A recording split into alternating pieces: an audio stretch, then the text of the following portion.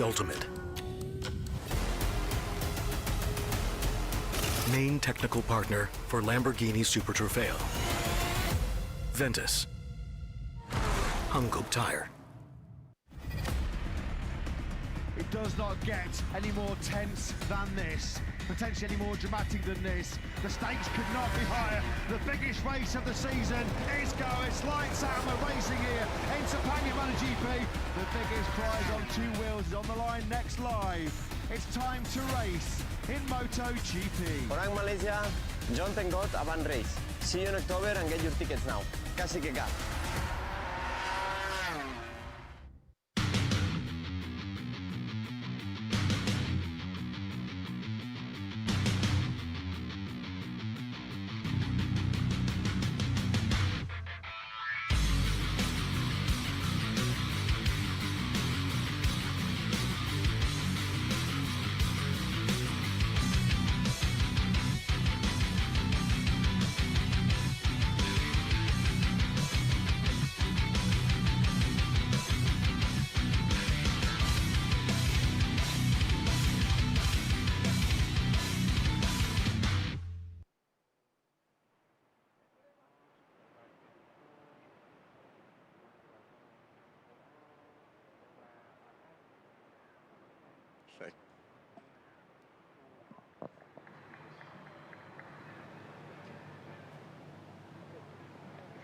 All right, here we are revealing to you the MTCC 2025 trophies, challenge trophies. I'm absolutely honored to be here witnessing with you the Malaysia Touring Car Championship 2025 Round 4 300 km endurance race. You're joined with me, Erin Cheong, and of course we have... Yeah, exactly. It's definitely going to be an exciting day.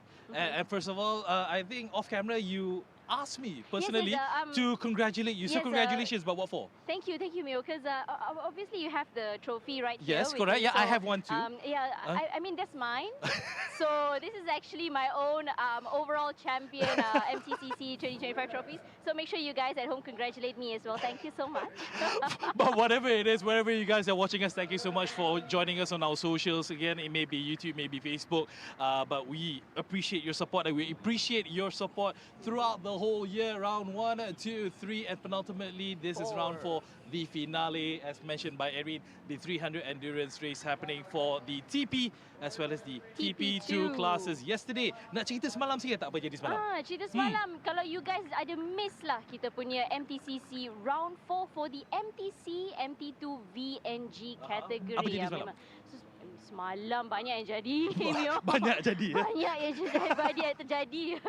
So but actually those of you who actually missed yesterday's live stream, you can actually stream again through our Sepang International Circuit YouTube and Facebook page as well, and as well for our Instagram page for further updates. Exactly, and also is a customary thing for us to always remind you that between the 24th and the 26th of October, something fantastic is going to be happening down here at the Petronas, exactly on this track here, which is the Malaysia Grand Prix, the Grand Prix of Malaysia, Petronas Grand Prix of Malaysia, happening the penultimate, or should I say one of the key races, not just in Malaysia but throughout the world as well. Tickets are still selling. There are limited supplies right now, so make sure you guys don't miss out in getting yourselves a ticket to be here witnessing throughout the weekend happening 24th, 26th of October. Now, coming back to the MTCC, as we mentioned, this is 4th round, round yang terakhir for the TP and TP2. We also want to mention thank you so much to all our sponsors, especially, you know, we got our Hankook ladies over here. They have been nothing but lovely throughout the whole round. Thank you for the shade, ladies. Thank you for the shade, and thank you for the umbrella, you know, covering us on this hot and heaty day. It looks a bit cloudy, but I think it's going to be fine. Yeah, I think it's going to be fine, Mio, because I think our drivers, regardless of the weather is today, they're very well prepared for today's 300 km endurance race. So this is going to be something really different from the previous rounds that we had for the TP and TP2 category. So I hope you guys stay tuned with us as well. Exactly, and as what you just heard just now, the siren has just gone off where all the cars, 13 cars in fact, will be making their way onto the track behind us. They will be getting onto the grid grids. And after this, we would have a chance, as always, to speak to a few of the drivers, just get just to gauge with them, you know, in regards of their readiness, sentiments and whatnot, strategies and what. We'll try to orang kata korek rahsia apa yang kita boleh. But you know, we're gonna pass to the two gentlemen who doesn't need to do any more digging because they have all the information over them, and they are very well known, they are very well knowledge, and they are, yeah, they speak for a living. Yeah, Nick Jeevan, speak. Yes, I will. Oh, how quickly time flies. Can you believe it? It is the end of the season. It is the last race of the Malaysia Touring Car Championship. Thank you very much, Mio and Irene in the commentary box, which is now open. Nicholas Anil joining me. Nick, it's the end of the season. Yeah, I can't believe it as well. You know, time has just flown. Realization kicked in when we took a look at that handsome-looking trophies. Those are beautiful trophies. Those are the ultimate prize trophies, our competitors will be fighting for today. It is the second of the 300-kilometer finales for MTCC, the inaugural MTCC Championship. It used to be the Malaysia Championship Series for about 11 years, but now, of course, it's been rebranded in line with National Touring Car Championships all over the globe. As you can see, fans have turned up and are still turning up. It's been a great turnout, not just on the track in terms of attendance and the amount of cars that we've had, but also in terms of attendance in the grandstands. Thanks to everyone that's turned up this season. And of course, as we've said, 300-kilometer endurance race, 54 laps, Nick, of this wonderful track at Sepang. And as we saw yesterday, reliability is going to be the key. Yeah, definitely. Reliability, consistency. There are a couple of significant differences from yesterday's race, Jeev. Firstly, of course, the field is much more compact field. Exactly. As compared to yesterday, we had 44 cars. Today, we have 13 cars. But for me, I think one of the big challenges that this TP and TP2 will have to face is the fact that they're going to do battle over 54 laps, as opposed to a sprint race where they are accustomed to over the course of 3 rounds. So imagine doing 13 laps for the last 3 rounds, and now you got to multiply that by 4.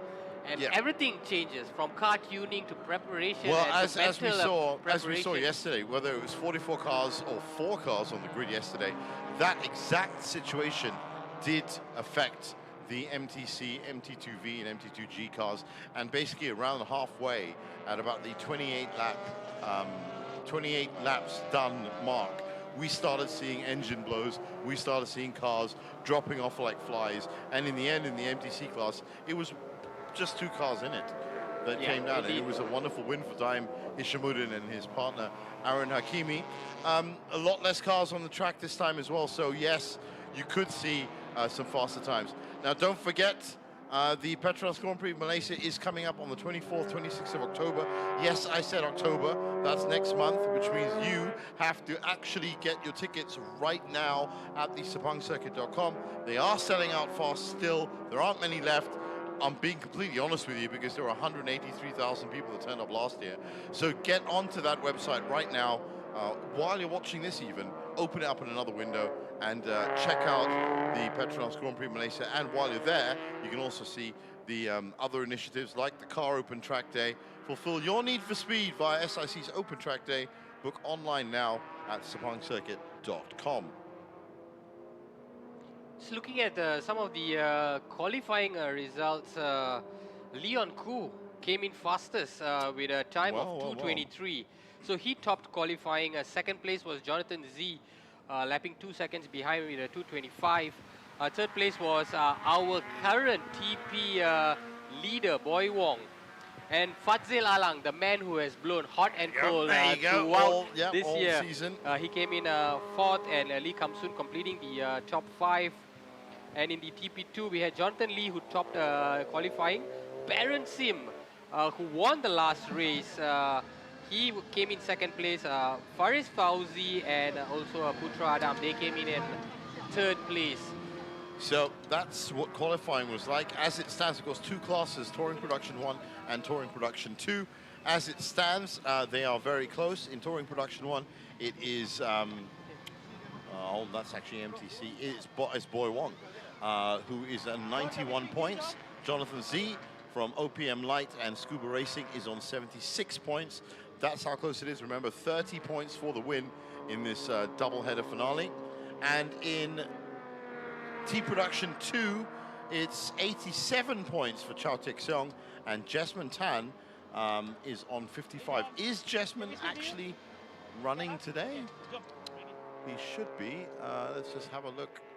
No, he isn't. He isn't. No, he isn't. So we've got, in TP, we've got Jonathan Lee, Baron Sim, Faris Fauzi, Ken Urata, Chao Tek-seong, Kwek Kianwi, and Leona Chin. So, yes, it looks like, seeing as how the next...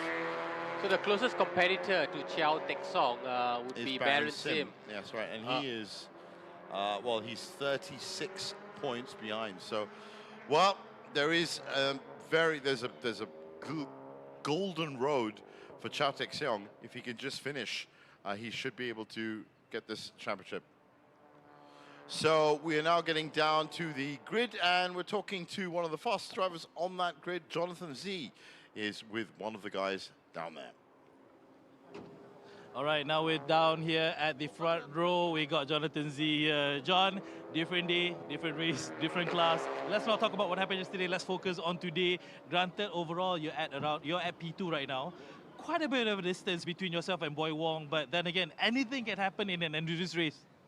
So, actually, we are very the same because he's driving the car I raced last year, and totally understand what the car is capable of. But the Golf I'm driving today is the first year of the full season, so there's a lot of trial and error, and we have to go through all these testing. And I'm very happy that we are P2 in the championship, and I hope that we can last the endurance race today. Yeah, so hope for the best result. Yeah. One thing about, you said the fact that you're driving Evolve, because you are one of two other cars which are continental cars. Every other car is like Japanese cars and everything. Do you think that you hold a bit of an edge in regards of, straight line speeds, or where do you see yourself, at your greatest in regards of driving this car? So basically, I like the way how the Golf handle, and of course, it's original DSG transmission. So it also helped me a lot of from tiring myself from using the H pattern shifting. Sure. So this is what the advantage is. All right, then. Okay, I don't want to waste any more of your time. Good luck. Get yourself ready, and see you after 300 km. Thank you so much. All right, gentlemen, back to you guys. Thanks a lot, Mio. Yes, it's true. Just two European marks on the touring production grid. That's Volkswagen and Mercedes. The A45 is the other car, and that, of course, being driven by Fadzil Alang. The rest are Hondas. So whether there is going to be that transmission advantage, now those umbrellas are actually out there for sunlight more than anything else, but the way things are graying over, it could very well be that they are there for a lot more serious reason. This is usually the time of the year where the weather tends to change, gravitates to a more cloudy composition. And of course, I think the drivers and their respective teams would be prepared for this. So talking about Fadzil Alang, let's get down to the grid now and let's have a word with him. And here I am with the car number 8 of Fadzil Alang. Fadzil Alang, you are a revolutionary, of course. As we know, for this MTCC 2025, you have been amazing. How do you think you're going to be doing for this 300 km endurance? Because this is going to be something very different. Yeah, it is something very different. It's a big challenge. It's 54 laps. I really want to do it a single driver because I'm 54 years old this year. So, but how we want to do the race, maybe plan B, plan C, we don't know. So maybe commentator will know what my plan is. Hope we have a good result today. All right, because of course, like you mentioned, there are a lot of young drivers out here, and considering the fact that you're going to be the only solo driver going through 300 km, do you think your car is also prepared to do it? As you know, this is the first year of this car. We need to participate. We need to know. This is our test. Then we need to understand. Then we can know. After we finish the checker flag, then we know our car can do or not. So of course, we're confident with the car. We try our best. Amazing. Now, I can't wait to see how you start this race as well. Your start is always something we look forward to. Thank you so much. Good luck to you. I wish you all the best. Back to our gents in the AC. Thanks a lot, Arena. And I can tell you now, Nick, that Fadzil Alang, another one of those drivers that has seen that F1 movie I was telling you about. Yeah. Plan A, Plan B, Plan C, that's what it's all about. Plan A is your best plan. Plan B is the next best plan. Plan C, C either stands for chaos or it stands for combat. Those are the two. I also like the fact that he threw it at us to plot his strategy. Yeah, hey. Which we have been doing over the course of three rounds. You know, I'm gonna stick with the same line that I've said before for the last 2 rounds with that car. If that A45 is on song and has no issues, then it's going to be one of the contenders at the end. Let's get down and talk to Black Wolf Racing now, who are with the guys on the grid. All right, guys, now I'm together with one of the Daniels in the car. We got Danny Walker down here. Danny, again, one thing that I'm quite intrigued then, because granted, you have your partner in Daniel Rain driving it together with you. You guys used to be competitors, granted, from the same team, but you guys decided to team up this time around. So where's the strategy in that? Well, how did you guys come up with that? Yeah, I think we just saw the challenge of the 300-kilometre race, and then rather than challenge each other, why don't we put the challenge together and see how we go at the end of the day. So, yeah, we're looking forward to the race. We blew an engine on Thursday, so Bay Racing did an amazing job to change the engine overnight, and we managed to make the practice and qualifying, and so we're looking forward to a good race. It's all about endurance and about saving the tyres this round. Right, and exactly the fact that you both, together with Rain, you have your strength. Each of you guys have different qualities that brings you to be the ultimate team for this one, hopefully. Yeah, we ran together in MSF last week in the Swift, so we know each other's driving style, so we're looking forward to racing together. All right, lovely. Hope to see you on the podium later on. Good luck to you. Thanks very much. All right, gents, back to you.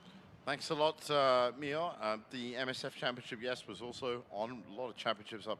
This is the weather conditions right now, 29 degrees, slightly cooler than yesterday, and cloudy. If it stays cloudy, then that is going to be an advantage for the drivers. If that cloud precipitates into rain, then, of course, we are talking about a completely different race. And a lot can happen over 54 laps of this FIA Grade 1 circuit. There it is in all of its glory, 15 corners, 5.543 kilometers, so you multiply that up by 54, and that's how you get your 300 kilometers. The start and finish straights at 927 meters, and of course, some very fast corners, and some very slow corners as well. It is a complete exercise in driving skill. Yeah, and like what Fadzil mentioned earlier, it's a completely different race. I think it's a bit more of an adjustment for this TP and TP2 class as compared to the MTC, because they also have to deal with 2 compulsory pit stops, which they never had to deal with over the course of that's true. This season. And refueling is allowed as well. And the fact there are some drivers who have chosen to do solitary driving, like Jonathan Z and Fadzil Alang. I don't think it's going to be such of an issue because it's 300 kilometers. They would be able to contend with themselves. It is pushing the limits of the amount of time a driver is supposed to be in the car, which the last time I checked was 40 minutes per hour. Yeah. So if you take into account the 2 pit stops, then you are coming close to that kind of classification. But yeah, I mean, if they decide to go solo, maybe it's going to work better for them. I know, I'll tell you one thing, Johnny Z can do at least 60, 70 laps on his own. Yeah, indeed. We've seen that in the S1K. And still maintain a decent speed. Fadzil Alang is another driver as well. I'm just surprised that he's 54, it doesn't look a day over 45. I had a bit of a laugh at that. 54 years old and he wants to do a 54-lap race. I don't know if that's the way it works, but if it works for him, sure, then why not? Certainly, yeah, he doesn't look a day over.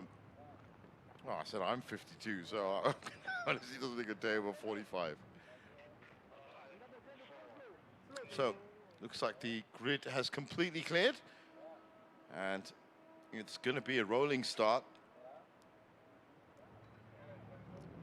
Now, that's one of the biggest differences because this touring production class has been sprint racing throughout the year. So it's actually been standing starts and half-an-hour races. That's one of the biggest changes is now they're back to rolling starts.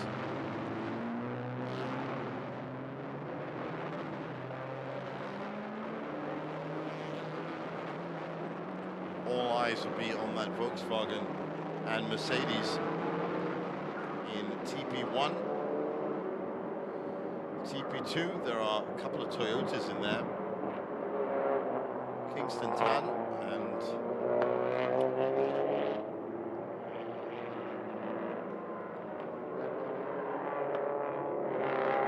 well, they were in the initial grid.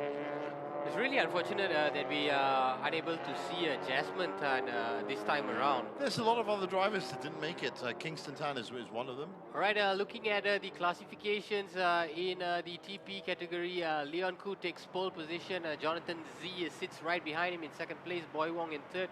Fadzil Alang in fourth. In fifth, Lee Kum Sun. In sixth, Daniel Chani Walker. Seventh, Jonathan Lee. Eighth, Baron Sim. Completing the final few positions, Faris Fauzi Putra Adam in 9th, Kanurata Kusikanto in 10th, Chow Tek Song, our TP2 leader in 11th, and Kwek Kian Hui in 12th. And that leaves Leona Chin and Mark Chu in 13th, and the final car on the grid. I was kind of expecting about another 6 more pages there. I'm still in a kind of post. We are usually used to 6 pages. Post MTC stress disorder is what it's called, because yeah, it's a bit of a shock to us in the commentary box to suddenly have just 13 cars out on track. This car who you see right here is out for redemption. Yeah. Jonathan Z, who could not complete his race yesterday due to car troubles. That's right. A lot of people had car troubles yesterday. So how do you think it's going to go down in the TP? Let's break that down first. Over the course of this year, we've had 3 front runners. Boy Wong, our outright leader, and then we have if Jonathan Boy Wong finishes on the podium, he's won that championship. Well, he's 15 points ahead of... 15 points ahead, but as I said, if he gets first or second, then yeah, he's assured of the championship. He's assured of the championship. So, Johnny Z has to hope for not just a win himself, but on top of that, for something to happen to Boy Wong in that situation. For Chow Tek Song, as I said, he's 27 points ahead as it is. So it's all up to him to lose this championship now in TP2. Actually, if we're taking Jasmine Tan out of the equation... He may have already won it, right? Yeah. May have. Because yes, he's a whopping 36 points. He's 36 points ahead, so... I think the battle is for second place. It might just be, it might just be. Because he can't get deducted points, so you're right. Yeah. And so the battle for second place is between Baron Sim, Kanurata, Leona Chin, and Jonathan Lee as well. Yeah, these 4. Okay, that's good to see. That's why we have the grid that we have. So Johnny Lee's in the 128 car, Leona Chin in the number 7 car. Kanurata 55, Baron Sim 46. That's the big fight in TP2. So, lights are red and they turn green, and the final race for MTCC 2025 this year, the Touring Production and Touring Production 2 categories, is underway. Everybody hugging the inside line, couple switching to the outside line.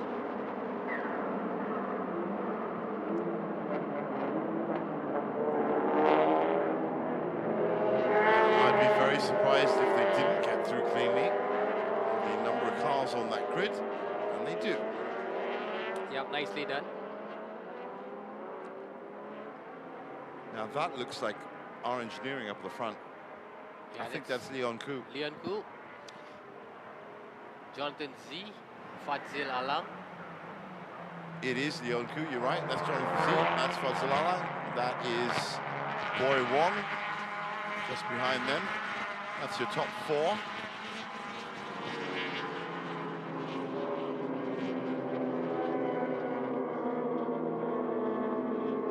Boy Wong is just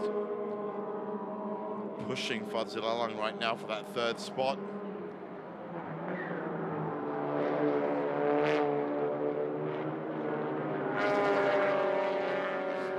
think for these drivers who have now got partners for this final round, the likes of Boy Wong, for instance, who's been so accustomed to his own style and his own capability, and now aware that he's got to hand the car off at some point to Hai Wan Jian and hope that he does his best as well. Yeah, that's the difference between being a solo entrant and having a team to fight for.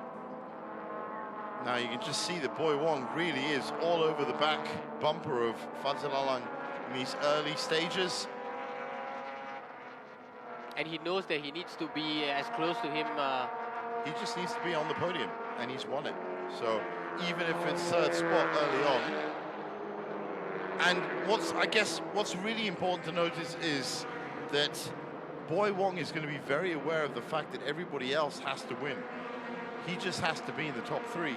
Everybody else has to win. So if he can somehow create a strategy around that, where he's just filling the spaces and just running a really steady race while everybody else pushes. We have the fastest lap time, Leon Koo, our current leader, 2:26. Once again, just as was the case yesterday, whether you are in contention for the championship today, whether you're in contention to be on the podium, there is also S1K coming up in November. Yeah, but this will give you indication in terms of car setup, car setting, and preparation. I mean, it'll as a start, because that is 1,000 kilometers.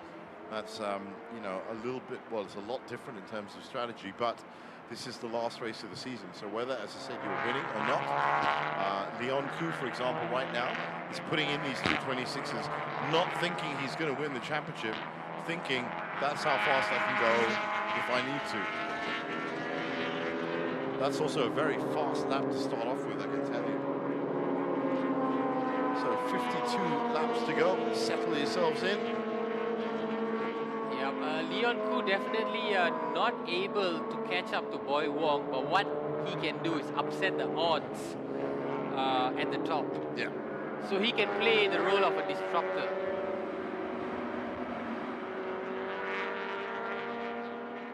And for Boy Wong, yes, all he has to do is ensure that he finishes in the top 2, but more importantly is to get the car to be able to cross the line at 54 laps. He's under a lot of pressure from Lee Kum-soon right now, who's joined this battle. Fadzil Alang has been resolute in defense. So it's now a 3-car battle as opposed to 2. And Boy Wong right in the middle has to watch himself.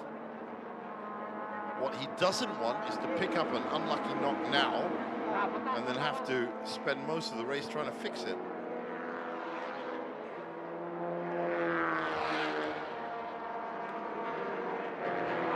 Oh, look at the straight line speed of that car, and Lee Kum-soon has actually passed him. So Boy Wong is dropping down the rankings.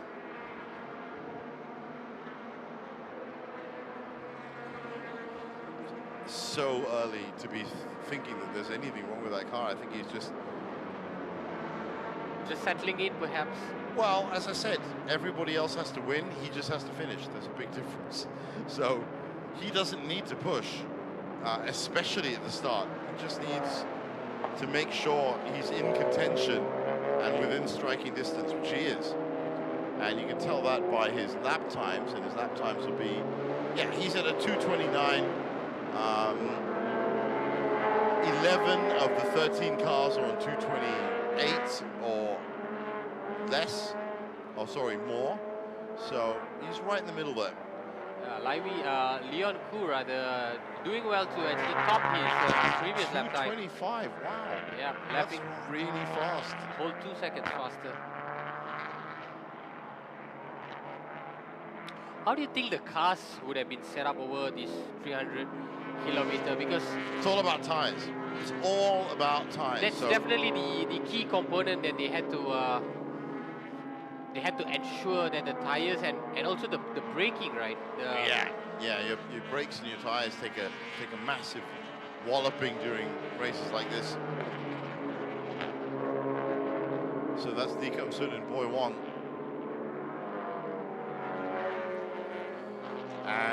classic example of that fight means that Fazil Alang can now get away from the jaws of being taken himself. Boy Wong at the back of that pack of three now.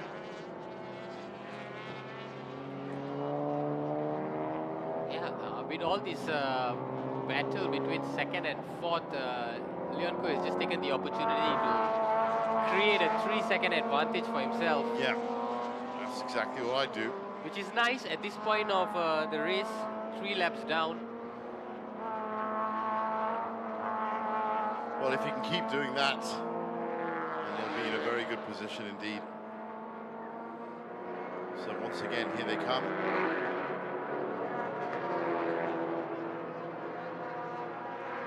Because in the TP2 category, Jonathan Lee currently leads the way. Baron Sim tailing closely behind.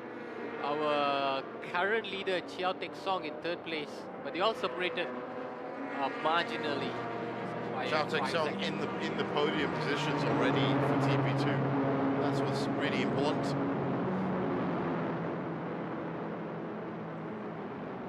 So that is 3rd, 4th, 5th, 6th and 7th. Baron Sim, 7th and 8th, yeah. What an amazing win he had in the last round. I remember his car actually spun, took a big spun, and he recovered, not only recovered, but went on to win it. Yeah, went through the field. The biggest win in the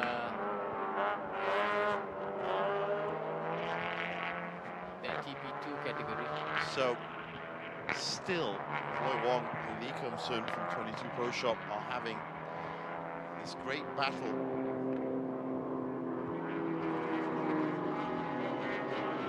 And it's currently being won by Lee Kum Sun. So many of these drivers also saw action yesterday. Leon Koo, Lai Wee Sing, Jonathan Z, Boy Wong. In total, they've done a 600-kilometer run. Yeah, it is. That's the thing. I mean, if you want to talk about the endurance of some of these drivers, then they're not just driving these championships as well. There've been other championships they've been part of. 600 kilometers takes you almost to 3/4 of the peninsula of Malaysia. Yeah, they'll take you up to Thailand. They're close enough. Yeah. At speed as well. No stopping off it. Talking about some of the trophies that were won yesterday. Hoping a genie pops up and grants their wish, Jeev. Rubbing that MTCC class trophies that were picked up yesterday. Maybe they are lucky. And maybe by rubbing them, another one will turn up. Who knows? You'd be surprised the amount of different superstitions that racing teams have. In fact, all sports people, it's not just even motor racing. Yeah. Everything has to be just right. It looks like Boy Wong has closed the gap a little on Fazil Alang. I think Boy Wong is just sitting back. I don't think he's going to do any pushing at all this entire race. Or rather, that's Lee Kum Sun. Lee Kum Sun is now pushing Fazil Alang. Yeah, Boy Wong is perhaps just choosing to sit back. Hello. Future racing legend, I'm sure. All this talk of our 3rd, 4th and 5th, we've now seen Leon Koo, our current leader, open up an 8-second advantage. Wow, 8 seconds in just 5 laps. But that's because, as I said, behind him, this is happening. So Lee Kum Sun is now all over the back of Fazil Alang, exactly the way Boy Wong was, except this time it looks like he might just get through.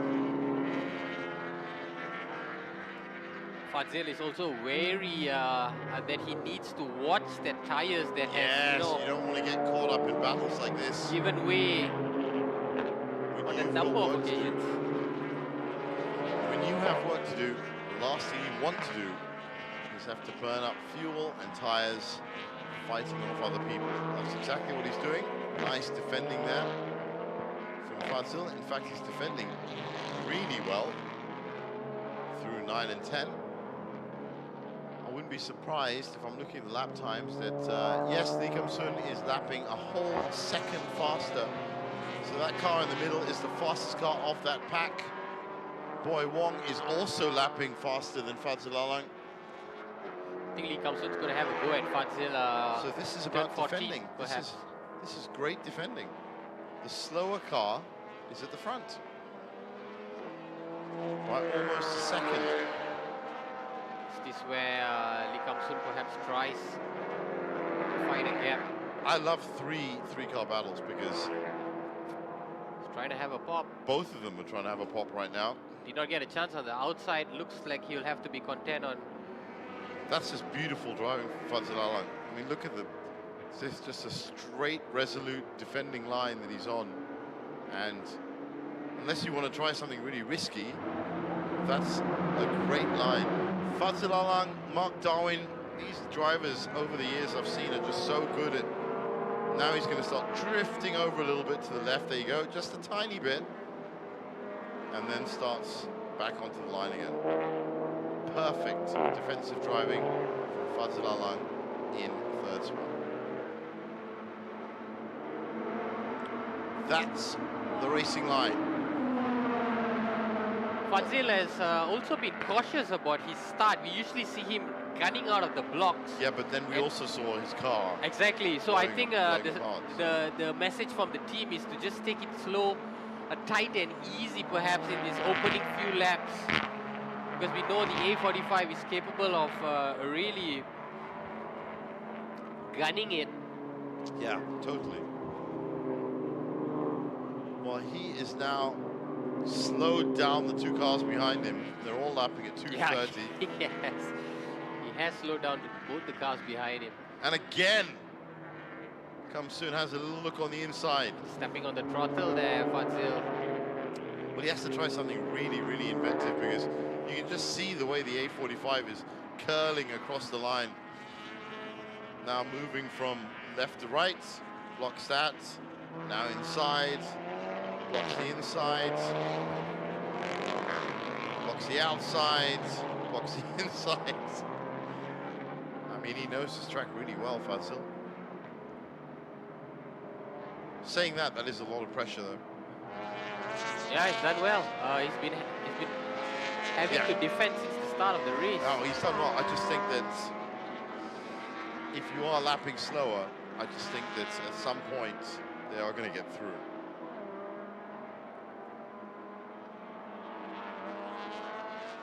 Nobody is going to be able to defend that for 48 laps. It's obvious that those two cars behind him are running faster, the two Hondas. Yeah, Lee Kum-sun will try again on this straight. He'll be content to sit behind and go again at turn 15. Once again, it's just almost the exact same lap from Fazil Alang every single lap. It's really quite a spectacle to watch. Slowly drifts over. And this time he takes a wider stance. Yeah. Drifts back in. But I mean, he's just having a good look in his mirrors at the time. So you just got to keep that car pretty much dead center behind you. So our top two in the TP2. Jonathan Lee leading the way with a 3-second advantage over Baron Sim. So that is actually full position. Shaltek Sung a further 5 seconds back.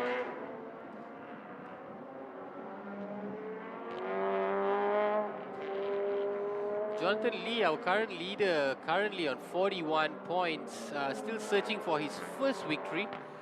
He's been on the podium once. Baron Sim, of course, has had more success this season. Two-time winner, absolutely aced the third round. Well, now he's having a go. Oh, that's a good move from Lee Kum-sun. I did say that it was going to be very difficult if he was lapping that much faster to stay behind Fadzil for too long. The question now is whether Boy Wong is also going to use that opportunity. Certainly looks like he wants it.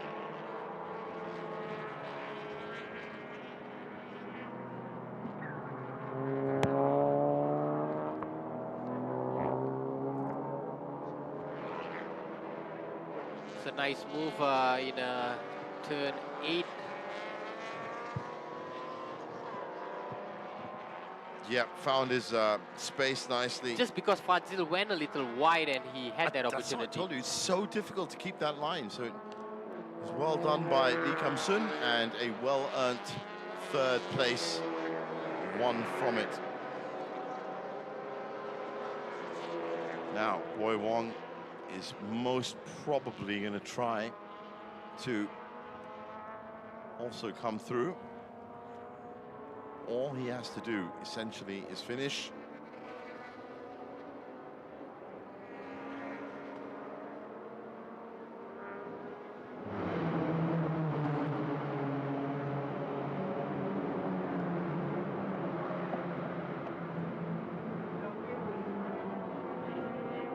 Well, that's a good look from Fadzil on the inside. Won't take him anywhere there. Just not close enough. Meanwhile, Leon Koo with the fastest lap yet again. He's lapping 4 seconds faster than everyone else. Wow. Yep, and 2:26, 9:22. And check out the lead that he's also developed, Jeef. It's 20 seconds now. Wow, that really is. So that's just on lap 8. Leon Koo looking for his first victory of the year. You see, that's something that you can fight for. Yeah, only one second place finish that garnered him a spot on the podium. So a lot to fight for Leon Koo.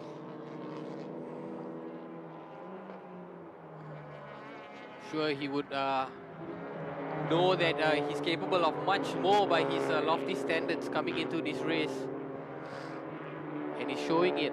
Well, as long as there's something to aim for, I guess, in this last race, and whether it is, you know, the least of which will be R&D for S1K. The best is, of course, picking up the title, but if it is a first win for the season, that's good enough for R Engineering. Remember, they picked up a couple of titles yesterday as well, or podiums, I should say.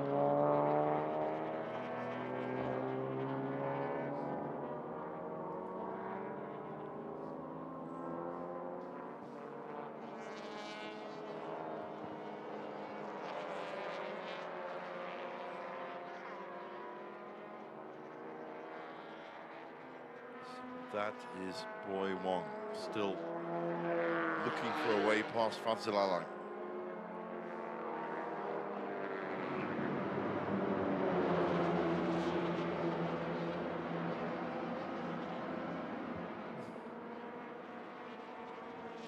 Lee Kam-sun is also a man on a mission.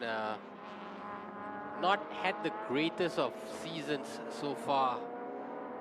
What a performance it would be if he manages to get himself on the podium. He's not had a podium finish yet this season. Wow. It could all change. Yeah, in the last 45 laps of the season. So Fadzil with a great move on the inside. He's got half a car as well at turn 1. Now can he hold it? He has. That's a great move by Fadzil. And was so smooth by Fadzil. So smooth. Waited for his opportunity. Had a little look on that side the lap before, and timed it perfectly. And he's back up into 3rd spot. Yeah, and the braking had to be spot on as well, coming into that sharp bend on turn 1. Here we see it. Yeah, that was really well done. Anticipated when that 22 Pro Shop car was going to break. Just left it a bit late, got that extra push. Yeah, that's the move of the race so far for me. For sure, that's as smooth as you can get, really. Now Lee Kam-sun trying again.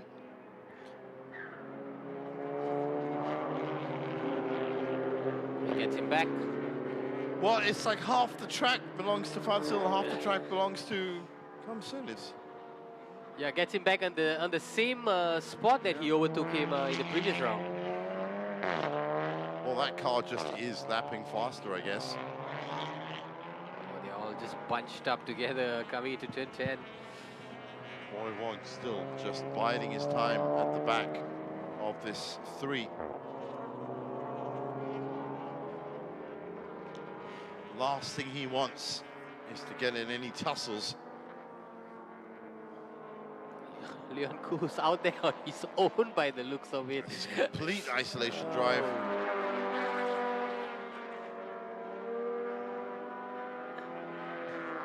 Well, this battle, as I said, is just played into his favor.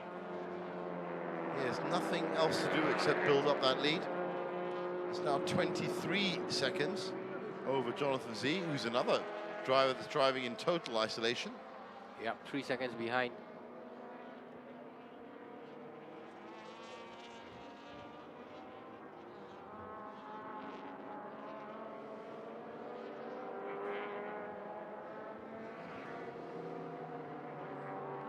So, crossing the lap for lap 10.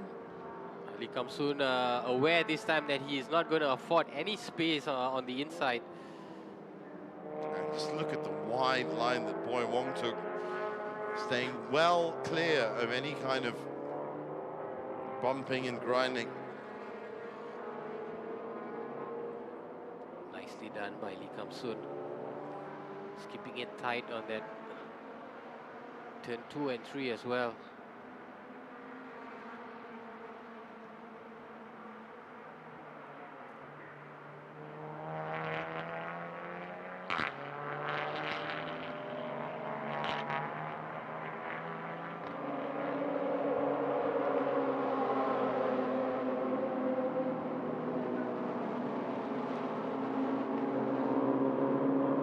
We will have our first of 2 pit windows that will be open a couple of laps, lap 15 to 42.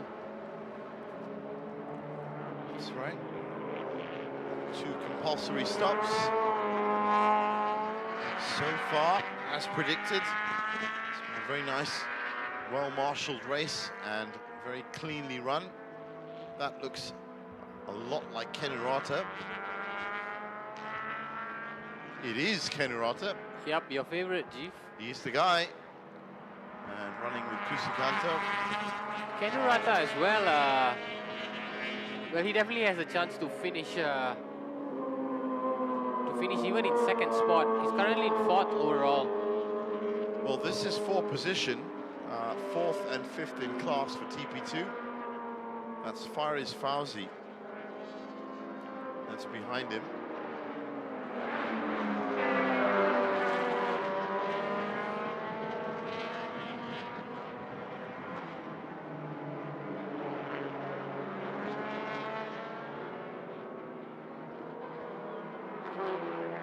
Well, these 3 have been at it since the beginning, the last 10 laps.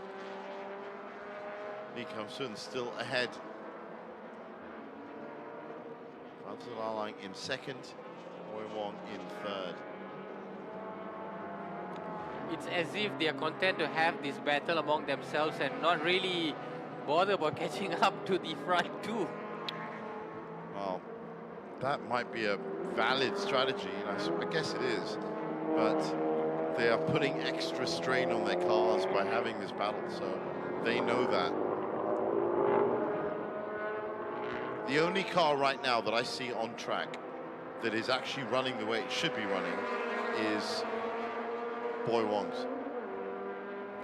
Not having to push, not having to attack, not having to defend, just make the corners, keep the car at the speed that you want to keep it at. Even Kenurata on your screen right now is facing pressure from Faris Fauzi, so what you want is a run like Leon Koo right now. Yeah, or Jonathan Z. Or Jonathan Z. Absolutely no issues to contend with that are coming from outside. So if anything goes wrong, it's from within the car, it's from within the team, it's not from a battle, and it's definitely not from a fight that you're having. perhaps even Leon or Jonathan would not have anticipated that they would be having solitary drives so early on. Yeah, I don't think so. I don't think so at all.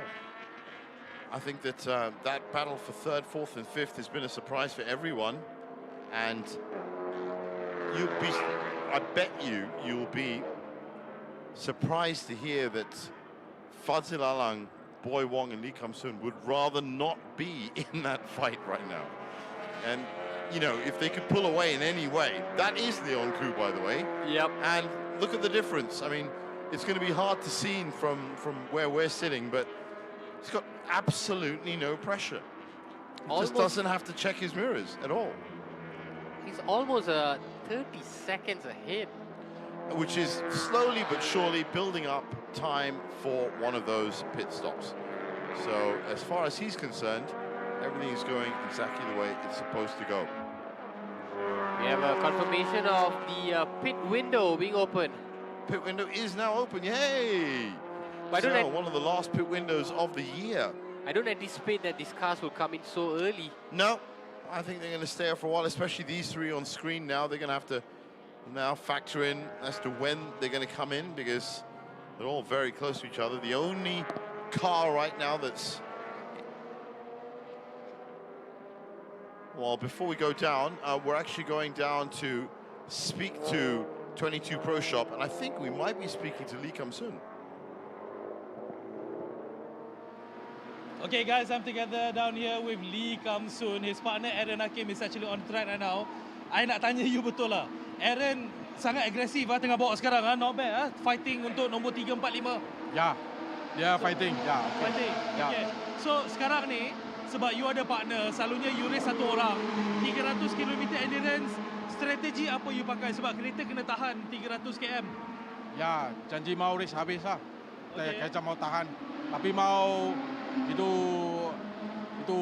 driver dia boleh push. Baru saya boleh maintain itulah. Dan kalau you tengok Aaron punya style apabila dia drive, kalau nak bezakan dengan cara you drive pula, apa kelebihan dia, apa kelebihan you? Dia yang laju, saya boleh maintain sampai time saja. Dia boleh first. You jalan. lebih kontrol lah. Ya, lebih kontrol. So Aaron lebih agresif. Ya. Okey, tapi you rasa dengan ada lebih kurang 42 lap lagi ni, apa you punya harapan you? You rasa podium untuk hari ni confirm ke atau macam mana? Boleh lah, tengok luck lah. Tengok nombor luck. 3. Nombor 3 lah, Ajay. Ya. Okey, tapi kereta memang boleh tahan lah. Ya, boleh tahan. Okey, alright. So good luck to you dengan good luck untuk Aaron. Ya. Okay, just back to you. Thanks a lot, Mio. Well, that's confirmation. It's actually Aaron Hakim that has been doing all this wonderful work in that car. Aaron Hakim, who won yesterday's race yesterday with as Raimi well. What a Shabuddin. great weekend he's having. No wonder, it's no surprise to see this 22 Pro Shop, as admitted by Lee Kam Soon as well. He's the faster one. Yeah, he's the faster one. Lee Kam Soon's going to be doing all the maintaining. So Aaron Hakim is having a wonderful weekend. What a driver to have in that 22 Pro Shop, a driver that's full of confidence. Now, Boy Wong still just lurking in the background. Fadzil Alang not really making any inroads into this battle, which has stayed the same. And all three of them are not getting any closer to Leon Koo or Johnny Z. Johnny Z is right there at the bottom of your screen. Leon Koo's just opened up a 35-second advantage. Leon Koo some 35 seconds ahead of this pack. So Johnny Z may be losing a second or two, but still has a decent enough gap in second, and he is lapping faster than this group behind him by 1 second. So he should be okay. There you are. We see him coming up to turn 5. Now this will be the battle for TP2. So that's Jonathan Lee. We expected Jonathan Lee, could be Justin To, of course. And Baron Sim or P. Sao Fun. I'm expecting it's Baron Sim, though, in that car to kick off proceedings. And that, behind them, is Chow Tek-seong. Our champion-elect. That's right. There he is, the man that just has to finish the race to pick up the title. The driver with the least pressure of the lot, Chiao Tek Song, has done all the hard work coming into this final round. Actually, doesn't even have to finish the race. Yeah, indeed. 36 points ahead, 30 points on the table. So we're going to be heading down to the pits now again and talking to Mark Chu, who is with the guys. All right, here I am with Mark Chu. Of course, his partner Leona Chin is out on the tracks right now. Mark, how do you think you're doing? How do you think Leona is doing out there for this 300 km endurance race so far?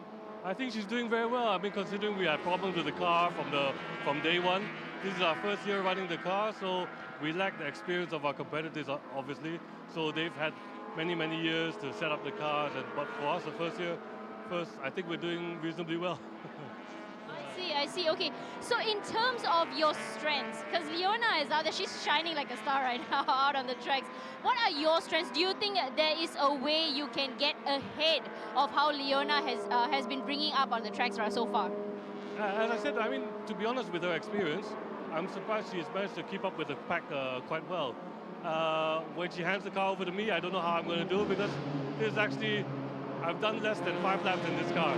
So it'll be my first time driving this car in anger. So we'll just have to see how it goes. Would you say that is the biggest challenge you've had so far, the fact that you have lesser experience with the car? Do you think that will be the biggest challenge for your race?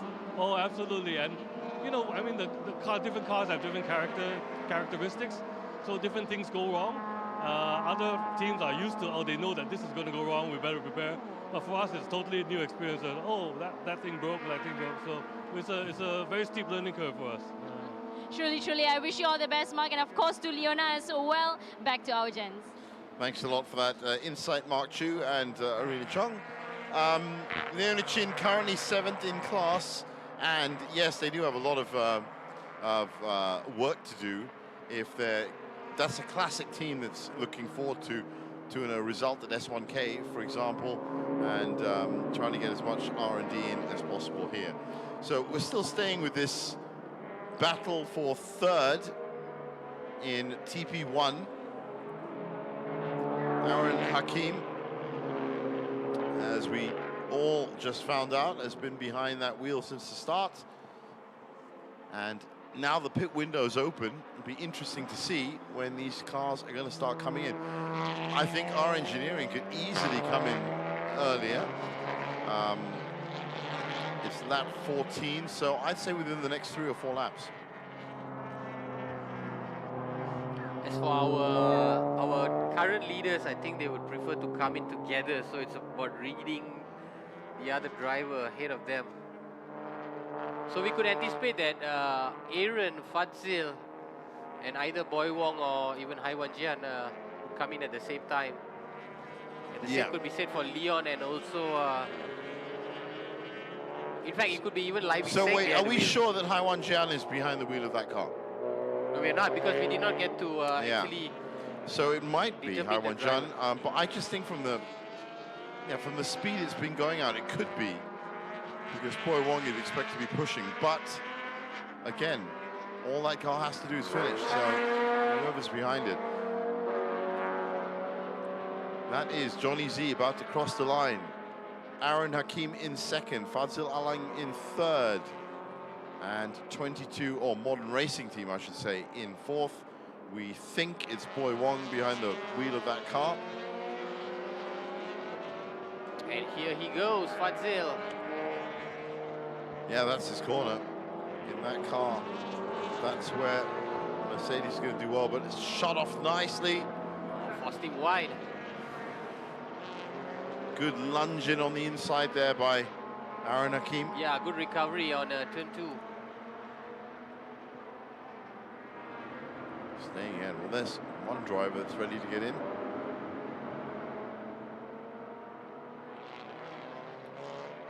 Same move, tries to push the brakes, a bit too late, almost got half a car alongside. But look at the recovery from Aaron Hakim. Yeah, and then find the space and push Fadzil wide. Stuck to his guns. Again, that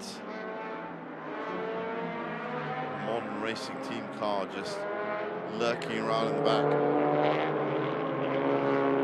Meanwhile, at the top, Jeeve, Leon Koo has opened up a 40-second advantage. Wow.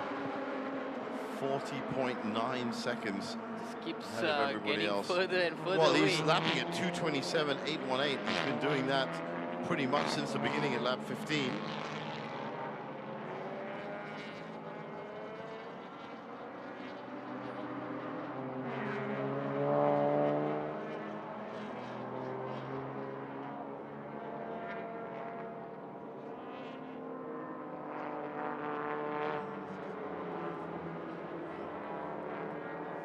I mean, at this stage of the race, it's also, I think, beneficial for us to talk a little bit about the weather, which has been... It's held off, isn't it? It's been absolutely wonderful to see. It is. It's been, you know, cloudy, not direct sun, so it's better for the drivers. Yeah. But it has actually really held off. And I'm a bit scared now that we've spoken about it. I don't know if I that's was going in two minds whether to bring it up, but I thought might as well. You know, we might have just jinxed that situation. But for now, any cars coming in? No. No takers yet for the pit window. Those mechanics and technicians and engineers must be feeling lonely in the pit lane. No cars scheduled to come in yet. So completion of yet another lap. Leon Koo still the fastest man. 2:28. He just dropped off the pace by a second, but Helps his car to do that. Yep. It really does.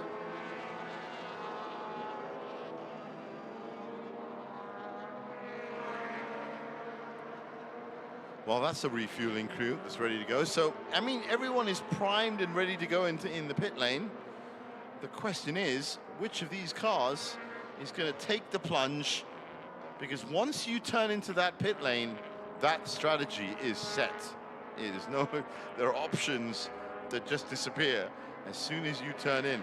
Now, for these three, and third, fourth, and fifth in TP1, that entry into the pit lane is going to be absolutely crucial because they're guaranteed going to lose track position to somebody.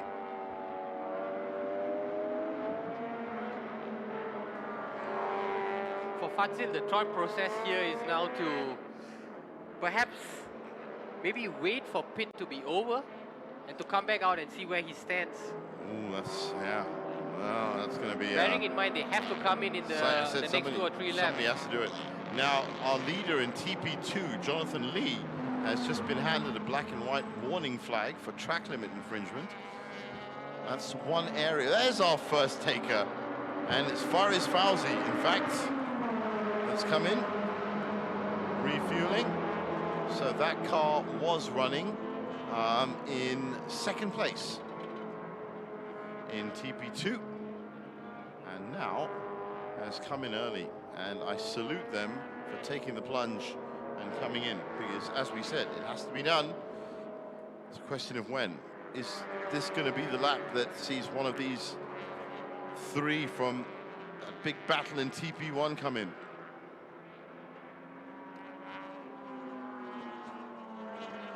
Cars are getting ready. That's an R Engineering driver. That's Putra Adam, so that was Faris Fauzi. Okay, right. It's good to know. So Putra Adam is ready. I just heard another car come in. I think another car's come in. No, they were just going past the front. Oh, that's Fadzil Alang having a go at 22 Pro Shop again, and this time he's done it. Yet again in turn 1.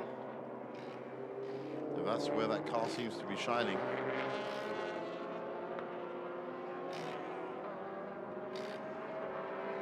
So the 3 times that Fazil's made a move on Aaron, it's all been in turn 1. It's been the plan all along. I just think that, yeah, that's where that car seems to be handling much better. We have had another car that's come into pit, and that's... Black Wolf Racing, Yep. there it is, in fact. So Daniel Chani Walker is now going to be getting a bit of a rest. Daniel Ren Ui will be getting into the car.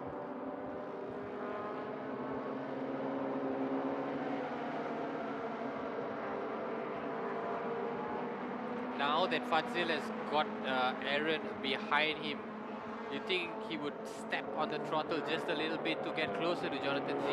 I don't think he's 100% ahead He still has the content with Aaron. I think. And Aaron again making a move on turn 8 there.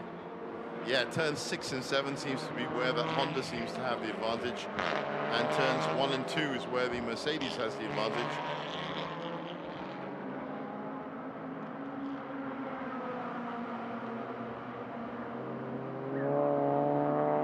Now there is a big difference.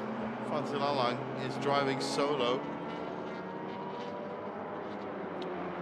so he does have the chance to stay out longer if he wants to.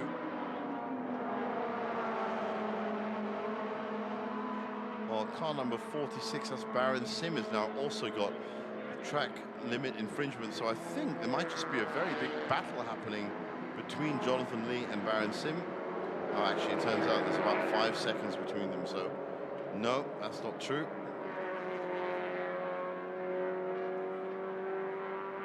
This is still the biggest battle on track at the moment. Nobody coming in. That's a very slow turn from 22 Pro Shop.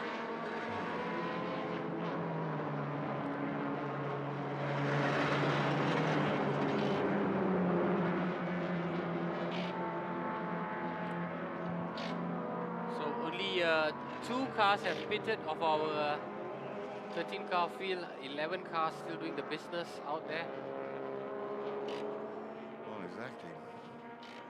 Leaving it into the later part of the window.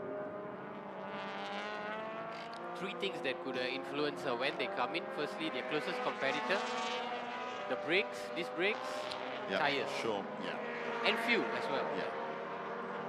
And we see the tyres getting a good look through there for the Blackwolf team. Our engineering just waiting to complete the 5 minutes compulsory. They're at 4:31 now.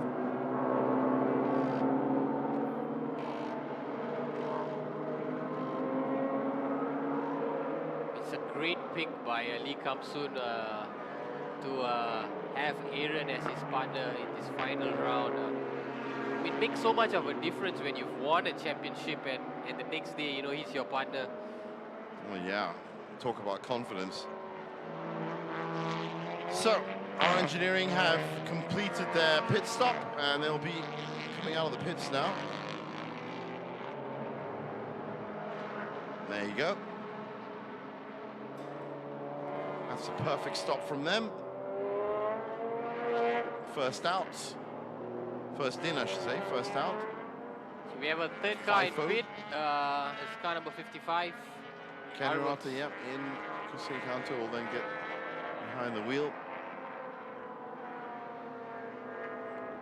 Fazil Alang has been doing a lot of defending so far in the opening 20 laps of this race. But he's done well enough.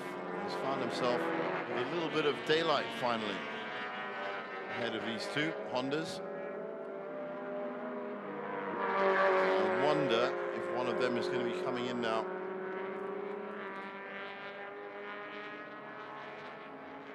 Nope. Held the corner. Not just yet.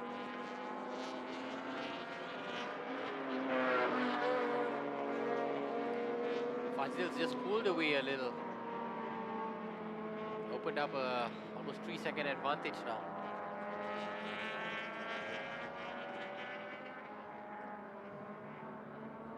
Ah, that's Leon Koo. No, that's Jonathan Z that's come in. Sorry, Jonathan Z, yeah. And well, he has to get out the car for refueling, so he's going to be getting himself a sip of water, I think. Quick drink. There you go. There's the drinks. He'll of course have to get back into the car. One of four solitary drivers. That's right. Always important to stay hydrated. 100 plus, fantastic drink for staying hydrated. So this is where you've taken your chance and you've come in. Now that is Baron Sim that's also coming in for his pit stop. So we've got Ken Urata in the pits currently. Daniel Ren Oi is now out on his out lap. Baron Sim is also in. Leon Koo is now 52 seconds ahead of Fadzil Alang. And that is Leon Koo that's come in. I do hope that's been Leon Koo and not Lai Wei Sing. And we'll find out. We'll get a brief look. But this is our leader, 52-second lead. Nice, solid stop. And get that car out the way it should. Let's see who it is. Well, it's quite a distance to see, but...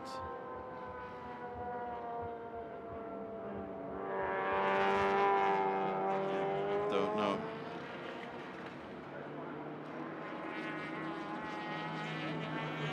Well...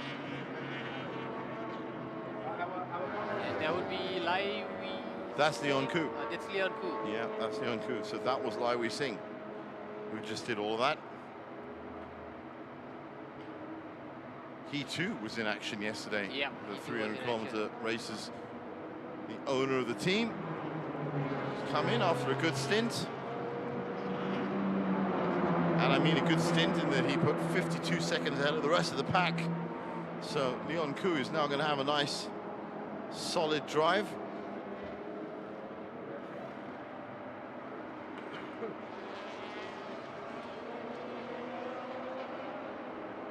Meanwhile, behind him, Fadzil Alang has now taken the lead.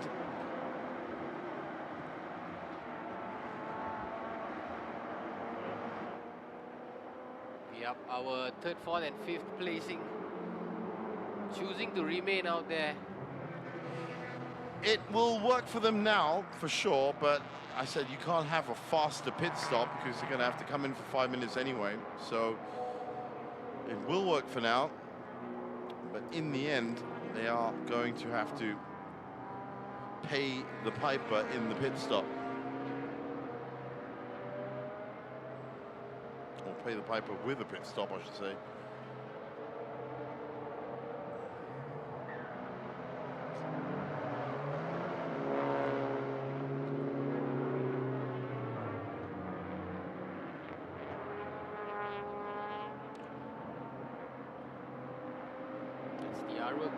Are now heading on its out lap.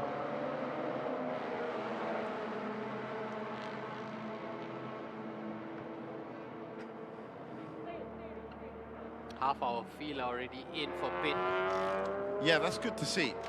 It's a good place in the race for people to be coming in for their first stops. Remember, they're probably going to need one in about another 10 to 15 laps anyway. Splash and dash at the end. New tyres on for Leon Koo. They are at 2 minutes and 52 seconds right now. So still another 2 minutes left on the clock for them.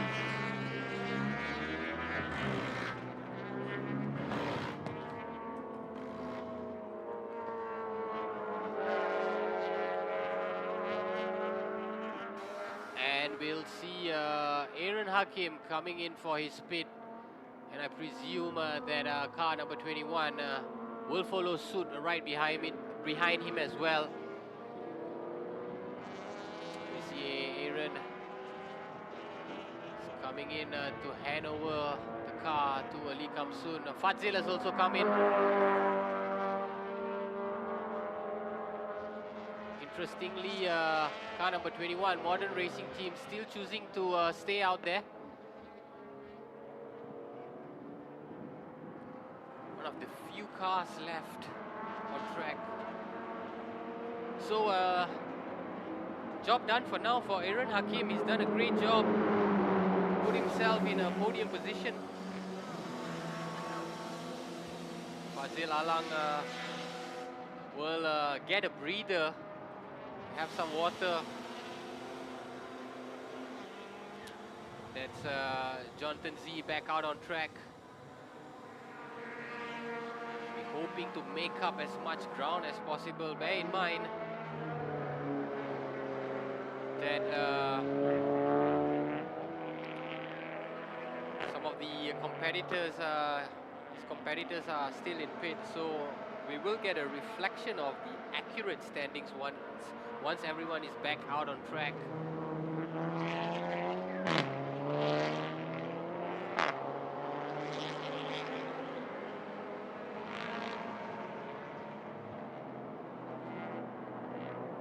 That's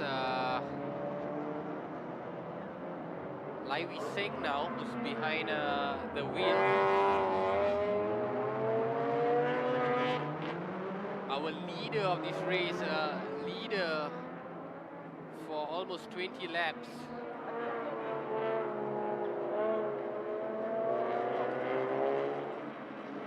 Almost coasting in that TP category. Will have a lot to say about that as he prepares launch an attack as we see Fazil getting back into the car. Mercedes A45. Pumped up Fazil.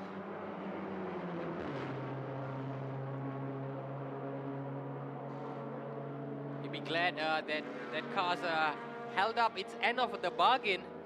No problem so far. Smooth sailing for that A45, which has been in defense mode for most parts of this race. Having to fend off the challenge from the Modern Racing team and the 22 Pro Shop as well.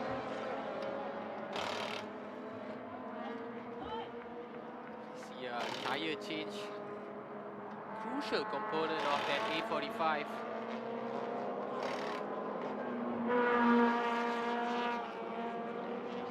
So back out on track for the leading car, 65, or it should be back leading, of course. Boy Wong currently credited as being in the lead, though he's now in the pits. Modern Racing team, and Fazil Alang, as you can see, also in the pits now. They've been in there for about 3 minutes. So that's the first round of pit stops out the way. Yeah, most of them have already come in.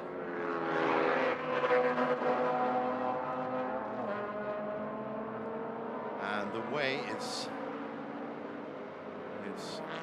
beginning to evolve. So with them in the pits now for another minute, that means that this great effort from our engineering so far in this race, coming up to just about the halfway mark, should see them retake top spots. He's past Fazil Alang, who's in the pits, was leading that stint. Definitely Leon Koo behind the wheel of that car now. I think it's Livy Singh. We saw Leon Koo get off earlier. Didn't Livy Singh just take his helmet off when he came in? So I thought he was waiting at the... I think that's Leon Koo. I think Livy Singh did the first bit, and Livy Singh certainly looked like he'd been driving, but I said we'll get confirmation on that a little bit later on. Either way, our engineering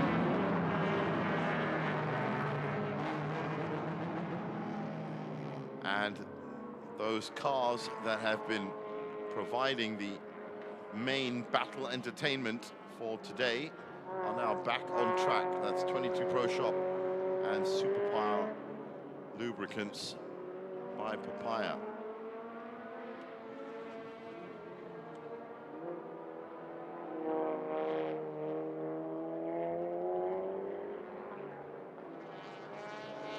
Still, they've come out and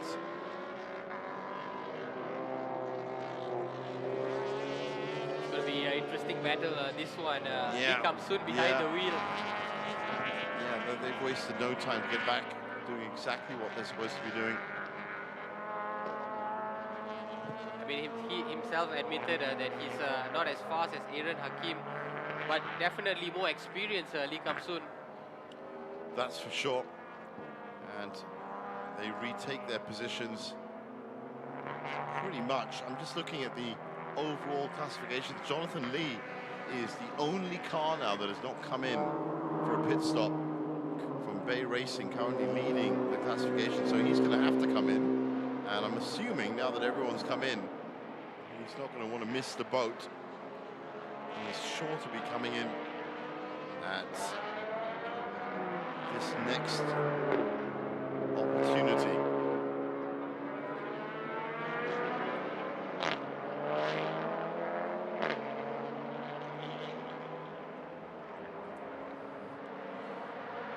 Wong is in pits, so Kwek Kwan Wee. So yes, I think that our engineering will be retaking top spot as soon as Jonathan Lee comes into the pits.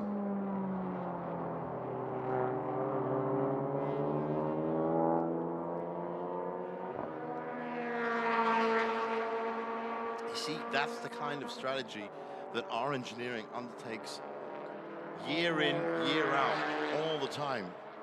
They know exactly when to come into the pits, and that first stint, whether it was, I do suspect it was Lai Wei Sing that did the first stint, to make that 52-second lead, then come in, and it's all worked out pretty much perfectly for them. It's great to have two experienced drivers in your ranks. Yeah, yeah. Know exactly what they have to do. So now this is the car, Boy Wong's car, that is currently leading the championship. And so far, it's doing just right. Well, how about that? I think he's just come out ahead of the other two. Is that right? Possibly be that Boy Wong has...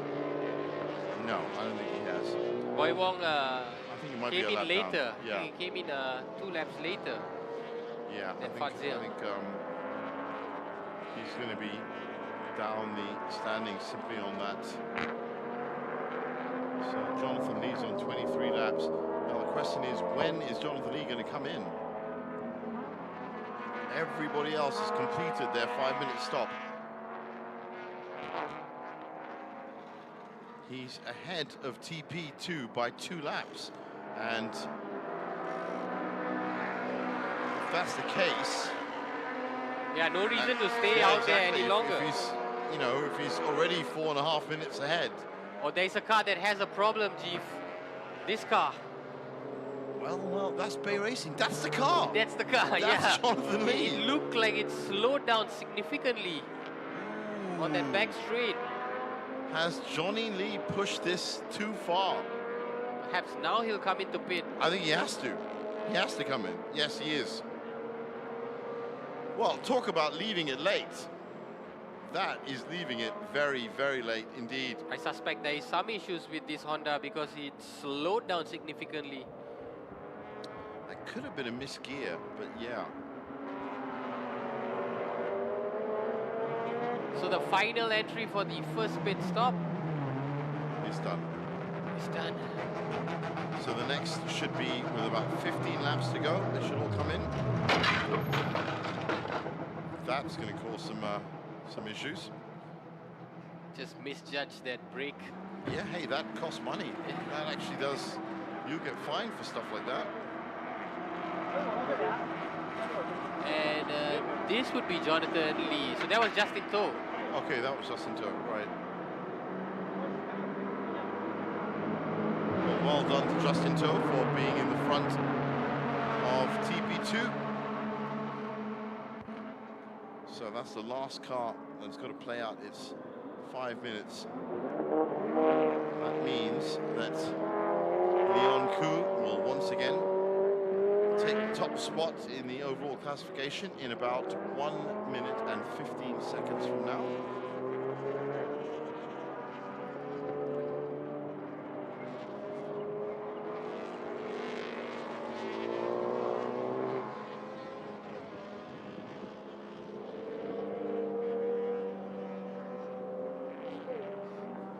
Fazil's team has just forgot to close that fuel cover. It's just left slightly ajar. Not it's going to affect the performance of the car too much. Well, you never know, right? I mean, never know, but yeah, you're right, it wouldn't affect it that much. I'm sure he'll realize that. I just hope the inner cap is closed. we would have probably seen that. That would be detrimental if it's left open. That would be very bad for everyone. It was just spewing out fuel all over the track. Well, all cars running perfectly so far, and it has been in 24 laps. Well-marshaled race so far. So Leon Koo is now going to take officially the lead once again. 5, 4, 3, 2, 1, and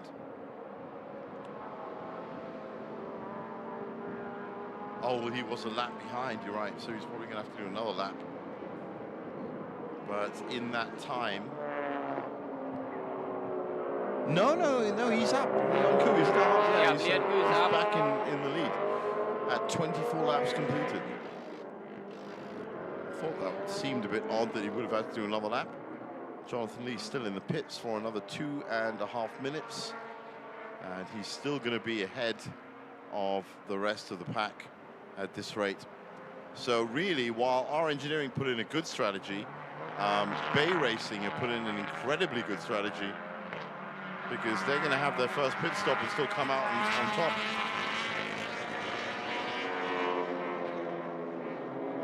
Very well done.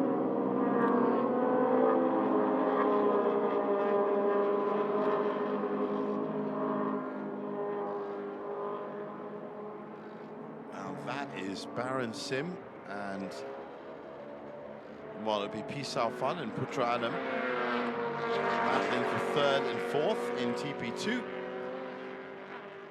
And you can just see, I mean, if you could see in our classifications, you can just see the lead of Bay Racing slowly being whittled down. But they have 1 minute left in the pits. And there's a very good chance that they're going to come out either on top or in contention. Where is this battle? This battle now is at turn... that looks like 11. So 12.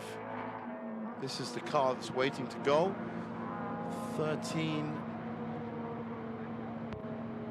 Oh, this one's going to be close. So this is 14.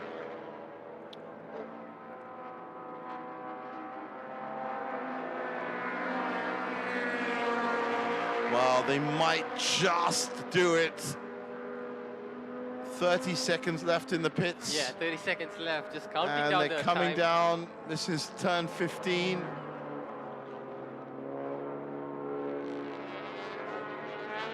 Well, he won't be allowed to move till 5 minutes, so yes, they are going to get the lead. Close, very, very close. Well executed. Oh, he's on the move. So this is for position, but look at the difference in speed, pit lane speed and track speed. That's got to be frustrating for that 128 car. If they just stayed out for a little bit longer, if they could, and maybe got 5 or 6 more extra seconds, they would have come out on top. But this is going to be an interesting battle in TP2 to see who. Chao Tek Seong is currently leading that pack here, and he, of course, has won the championship already.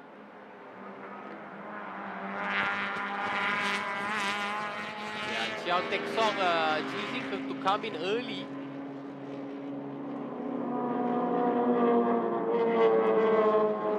All pit stops, I can confirm, 5 minutes and above. So there's going to be no issue there. There was an issue yesterday in MTC for Bay Racing, in fact, who left the pits a minute early and had to face a 118-second penalty at the end of the race. And that, of course, cost them the title. So everybody on their best behavior today.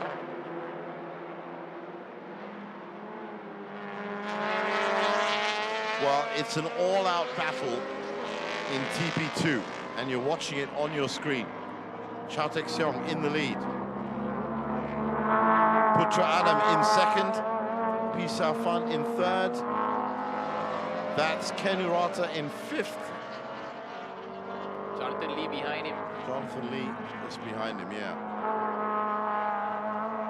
And as for TP1, well, Leon Koo now has come out of the pits and again has a 53-second advantage over Jonathan Z.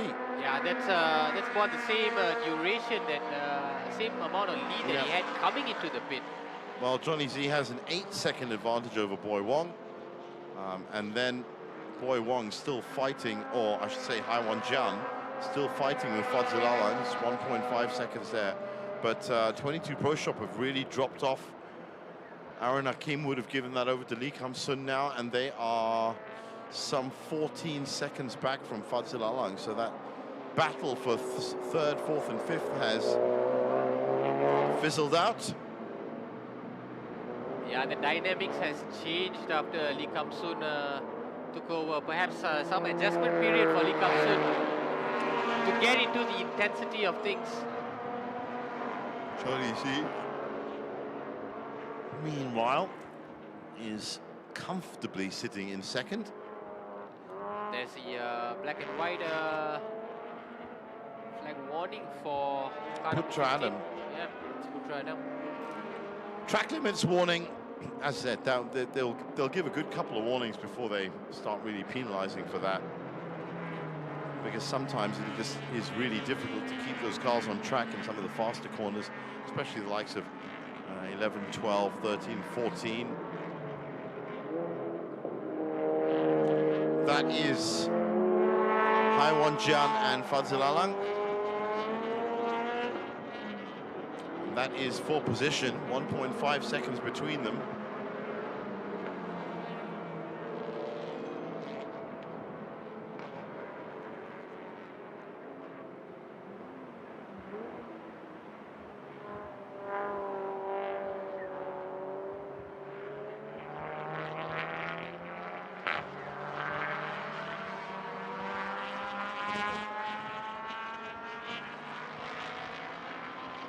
So that that late entry into the pit had indeed cost Bay Racing top spot.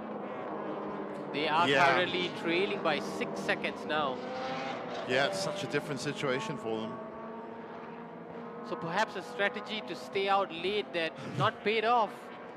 I mean, I didn't think they could stay out any later, but yeah, I mean... But there was also a drop in power coming into pit. Right at the end, though. Right at the end, yeah. What they needed to do was build up a lead of an extra 6 seconds, and then they would have been clear. But you can't build up a lead if the rest of the field are in the pits. So... Yeah, it was about them contending against themselves and really not sure of the competition and how far. You weren't suddenly going to go faster by yourself out in the track. So they were kind of forced to come into the pits because everybody else had already been in the pits. So now that pit stop was becoming a bit of a liability to them as opposed to any kind of strategic advantage. So I actually think that that's the first time in, well, since I've been here, that I've seen a car that's gone in too late. I think they should have gone in a couple of laps earlier. Got the jump on some of their competitors. Meanwhile, Cha Tek-seong and Putra Adam fighting it out. These were the two that were pulled up for track limit infringement just recently by race control.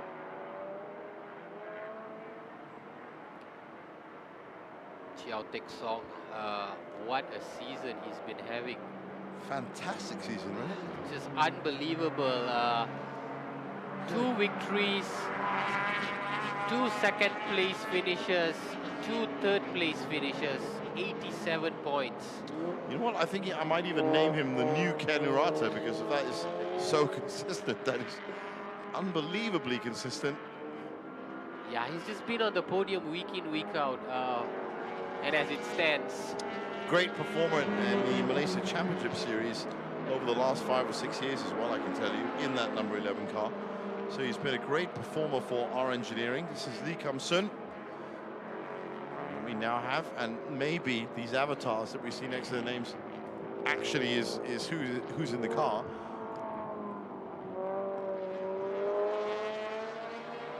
If it is, that's going to be the first time we've seen that. Whatever they need to do to round off the last race of the season. His hair's looking okay. I thought he was getting a haircut for a moment. Yeah, for a second, or maybe there was some. I just hope it's not lice. But it's all in good humor for this last day of the season. Sun's come out at that part of the track. Funny enough, it's not out on home straight where we are. Jeff, we are exactly at the halfway stage of the race. What can we tell our viewers so far? Leon Koo with an unassailable lead. Yeah. Jonathan Z trying his best. But he's lapping 2 seconds slower. So Fadzil Alang will be grateful that A45 tires have held up. yeah, He's that's got a true. fresh set of wheels. Boy Wong is still in contention to win this title. Yes, very much Because so. all he has to do is finish on the podium, and he's done it. That's going to be where he is now, 20 fresh points to add to his tally. So Johnny Z is trying his hardest, but he's going to need a lot more than that. In fact, let's try and do the exact, well, we've got a bit of time. Has he got a chance? Let's see. He was 15 points behind at the start of this race. So Boy Wong, as it stands now, will get 20 and will be on 111. And if Johnny Z wins and gets 30, then he'll be on 106. So it's not good enough right now. Even if Johnny Z wins, he needs Boy Wong or Modern Racing Team to not finish in the top 3. Yeah. And that means Fadzil Alang's got to step up, and he's actually not that far back. Yeah, he's not that far. Fadzil Alang has closed the gap on that Modern Racing Team. That's the big story. If Fadzil Alang can push Modern Racing Team down to 4th and Johnny Z can win, then there's a chance that Johnny Z could be crowned champion. Whether Fadzil's going to do Johnny Z a favor like that, we'll have to wait and see. That's how it stands in TP1. In TP2, it's far more cut and dried. Chao Tek Song has won the championship. And in terms of second spot, well, Ken Urata is in 4th. Baron Sim is in 3rd, so that'll be Baron Sim to win. Who is in 2nd? Faraz Fauzi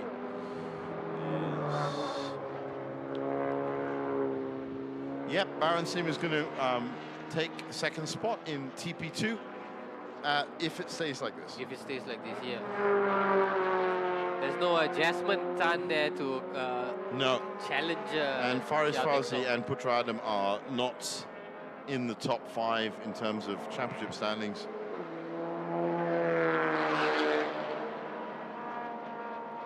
And they're leading right now. So, yes, Chao Tek Seong is Oh, there we have right it. now. Fadzil has actually overtaken the Modern Racing Team. Oh, oh, well, that has opened up the books. Now I've got to do those calculations all over again now. And if you are following that avatar, I think it's Boy Wong in the car, and it was Haiwan Gianna that was in earlier. That could be it, yeah. We did not get to see the drivers from car 21.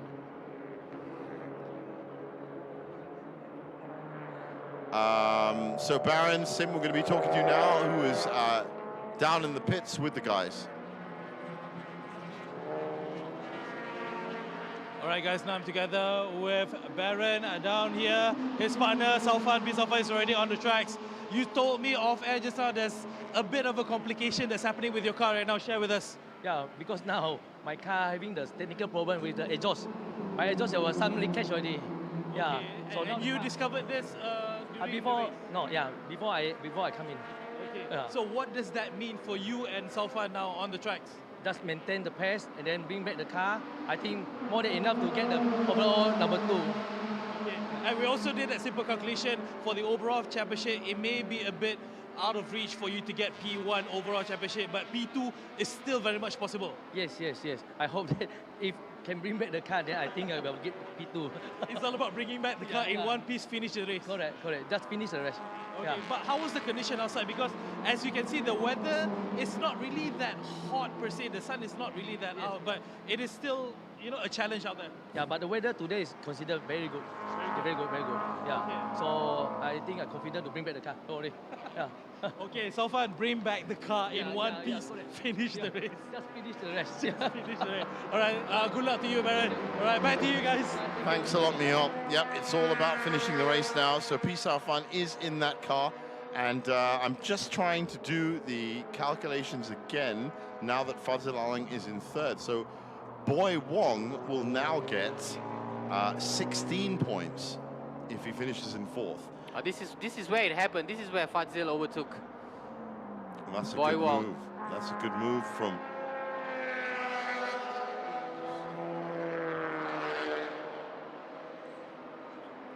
So if Boy Wong finishes where he is now, he's going to get 16 points.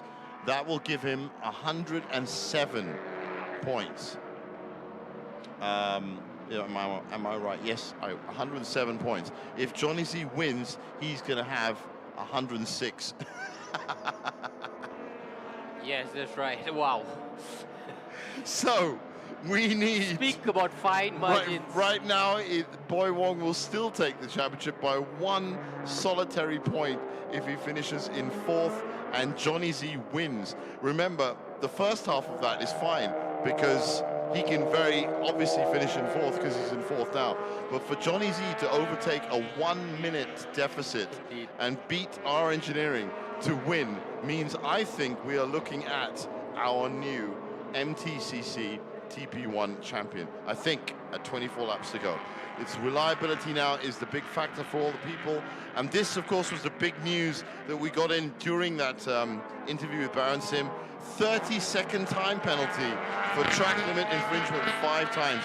Now, Nick, I said just now, it's not the kind of thing you're going to get penalized for, but if you do it 5 times, then you do get 30 seconds added on to your final time.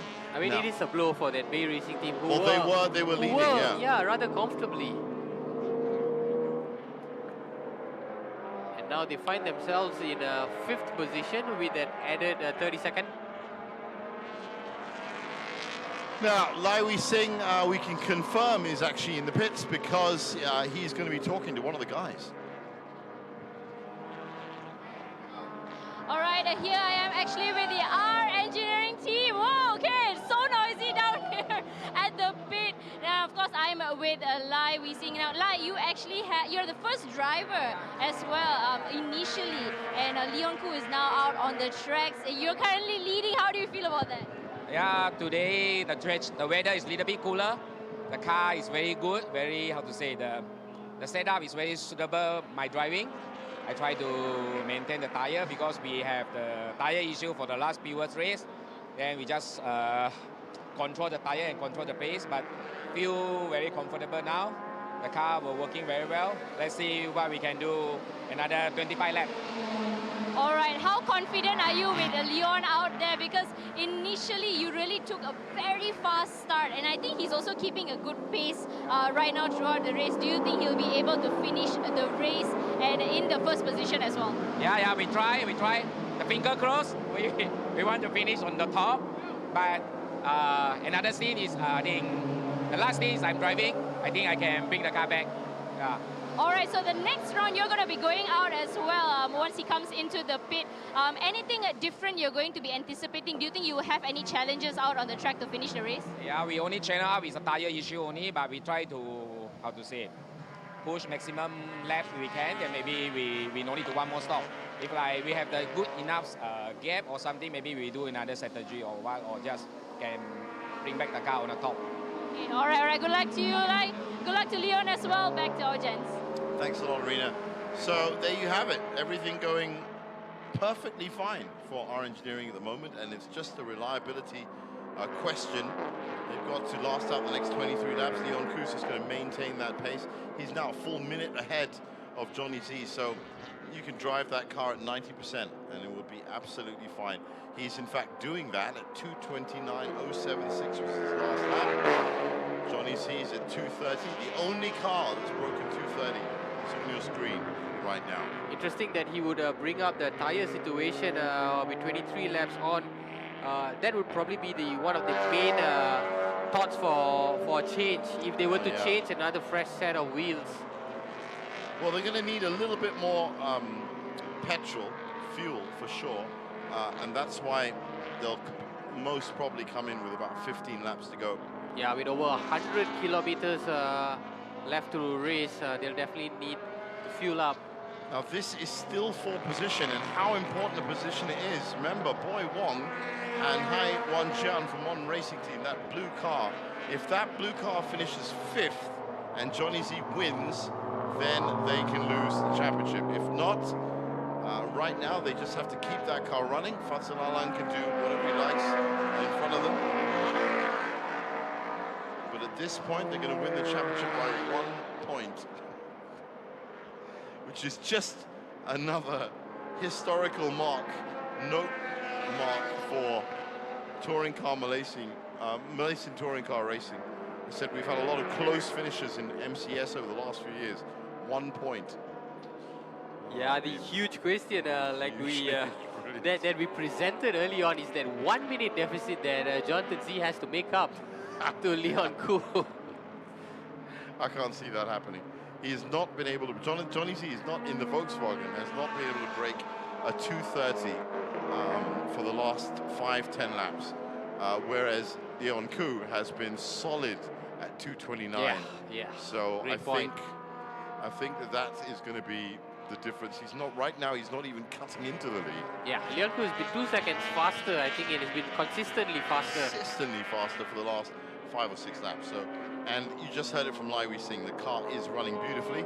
So unless Johnny Z finds some kind of burst of energy, and I'm talking nuclear or nitrous from somewhere, he's not going to be cutting into that lead. What he has to look out for is that blue car behind him. Now that is Johnny Z, in fact, and that is not for position, that's Baron Sim that he is going past. So Johnny Z still solidly in second in the Golf.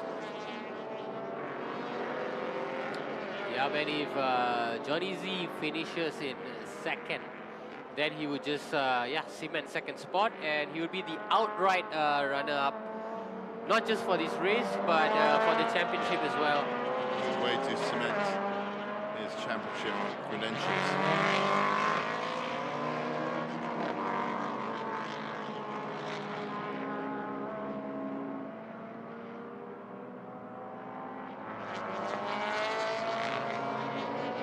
Just thinking, Fadzil Alang could be the trump card here for me. If he chooses to really gun that A45, you know, perhaps coming into the last 10 laps, and then you could see the dynamics change a little bit. Well, we could do. So 21 laps to go. This is now going to be the same distance as a usual NTCC round.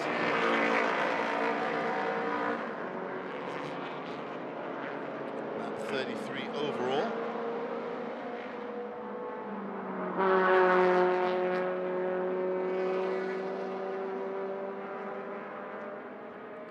Leon Koo has actually increased his advantage over Jonathan. He now trails Leon Koo, over a minute. Minute 5 in fact. Minute 5, yeah. Yeah, this has been a devastating performance by our engineering. And the way they're going, well, even with the second pit stop, I don't think they're going to need to do anything else. It's been a valiant effort from the likes of this number 8 car, but this car still has a lot of, with the fuel cap still open. Oh wow, Fadzil Alang has actually closed the gap on Jonathan Z by 3 seconds. 10 seconds is not 10 seconds not is, far at all. 10 seconds is doable. Yeah. And I'll tell you one thing, if Fadzil Alang gets into second, then Johnny Z's any chance of his championship are gone. So it really is between second, third, and fourth right now in TP1. In TP2, it is still looking like Chao Tek-song's guaranteed championship. And, well, actually, hold on. Ken Urata might finish in second.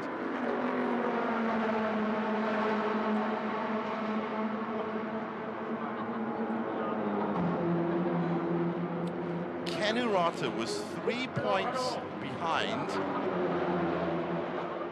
Baron Sim. Oh. Ken Urata was 3 points behind Baron Sim at the start of this championship. Now, at the start of this championship round. Now, Ken Urata is in third. That is 20 points. Baron Sim is in fourth. That is 16 points. By a point. By a point, By a point. yes. So we've got another. Ken Urata's doing, Kusi Kanto maybe is doing fantastically well, because Baron Sim could lose his second spot by a point. That is the first of the second pit stops. And it's car number 128, the last car in earlier.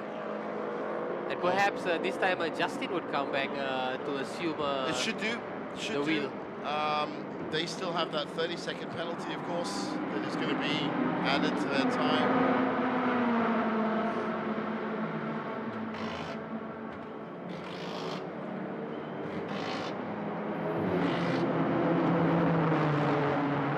That's another car that's come in for a second pit stop. That is our engineering. So Faris Fawzi will be back behind the wheel of that one.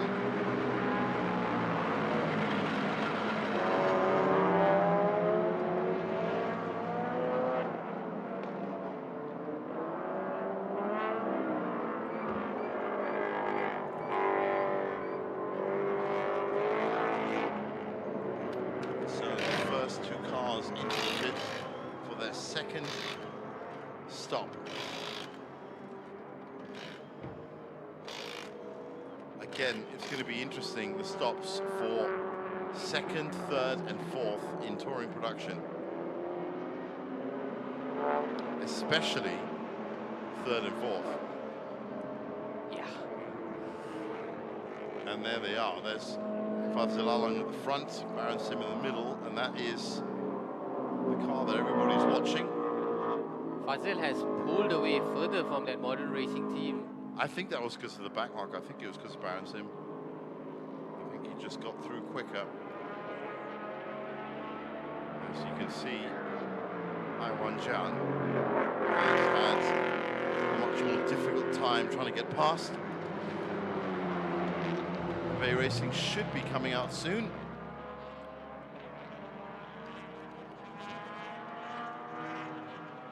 Well, they've actually got another minute to go. Lots of bright sun up at turns 9 and 10, as you can see.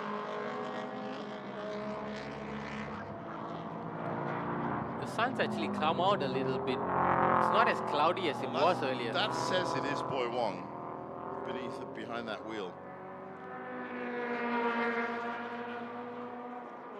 And he's going to know full well all he needs to do is finish this race. 3 cars in the pit right now. Leona Chin also in the pit from Pitworks.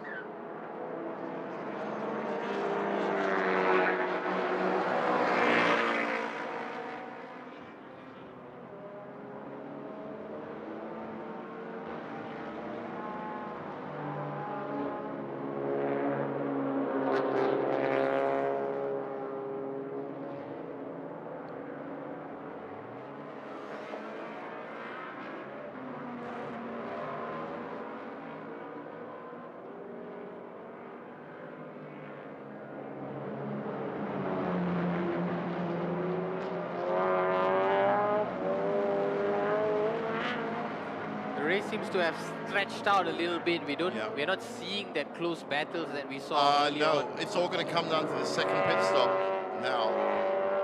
And which of those cars, Jonathan Z, Fadzil Alang, or Boy Wong? There was a spin right there from car number 128.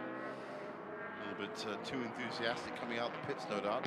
But yeah, that pit stop, Johnny Z, Fazil Alang, and Boy Wong, that's going to be the pit stop that everybody has to deal with. So Aaron Hakim and Lee Kam Sun, 22 Pro Shop, are now in the pits.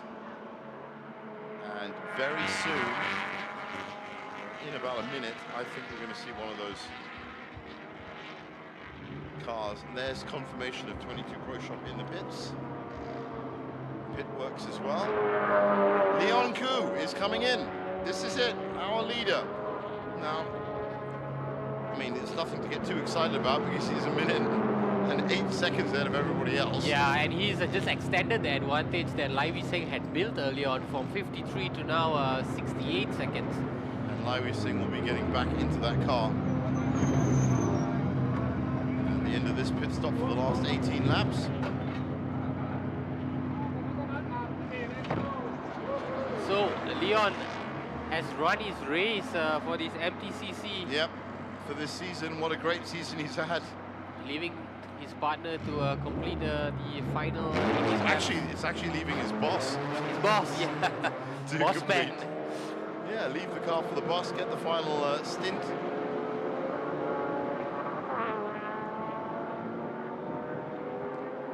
So that's one of the R Engineering cars coming out, and that should be, the way I see it now, Fariz Fauzi in there again. Yeah, Fariz Fauzi. Johnny Z staying out. And the Lee Kam Sun should be handing the car back to Aaron Hakim, which I presume they would. This is going to be interesting. Does Fazil Alang come into the pits? Does Boy Wong come into the pits? And Jonathan Z as well.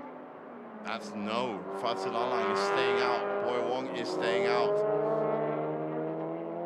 So, that is very interesting to see. Great to see fans here showing up. Oh, absolutely. Over this long weekend. It's great. The general fan engagement over the last 4 rounds has been amazing. Our Works is also in there now in the pits. So Ken Rata back behind the wheel of that, I'm sure, for the last stint.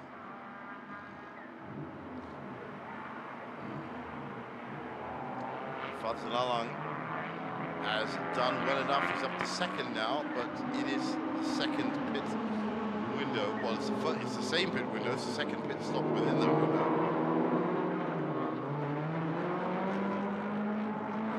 So, Lai Wei Seng gets behind the wheel of that number 65 Honda, and this could be the stint that sees him win this race.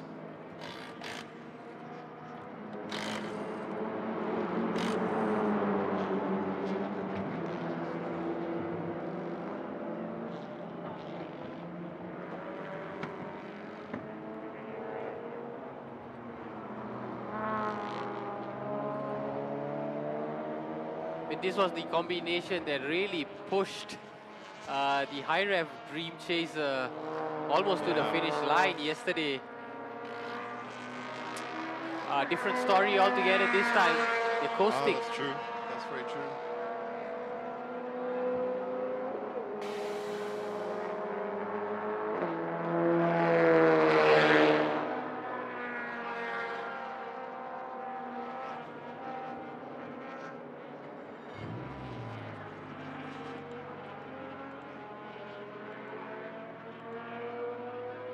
Perhaps now Jonathan Z would think about coming in. Yes, he is. He has. That's a smart play by Johnny Z.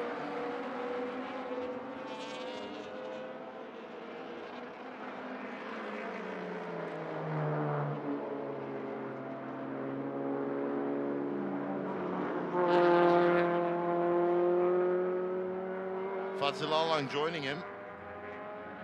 Yeah, I was just wondering if Fazil would join as well. Looks like he has. So that is the important stop that we know, as Boy Wong has stayed out.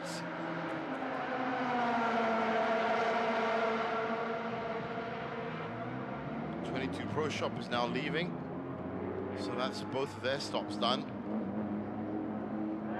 Yep, and Daniel Rain Ui as well out there. Black Wolf Racing. at the smoke coming out of their Let's break back this, tire. yeah. Break this at this stage of the race, always going to be very hot. That 65 car just waiting, and that is 5 minutes on the dot, is it? 5:04 for 22 Pro Shop. So this, we presume, is back to Aaron Hakim behind the wheel. So it starts up the 65 car for what should be the last 17 laps of its season. Nice and slow exit out of the pit lane.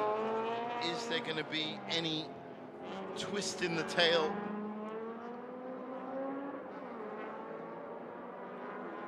Fadzil Alang, as we said, is in the pits right now.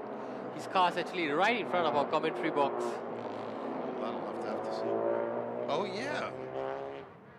So we're looking directly down on that car, and the fueling has just been finished.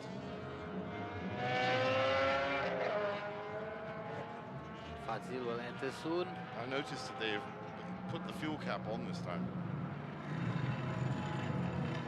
Changing going on tires now, yeah. Very strict rules around. Well, you can see it there. So we're just above that car on your screen.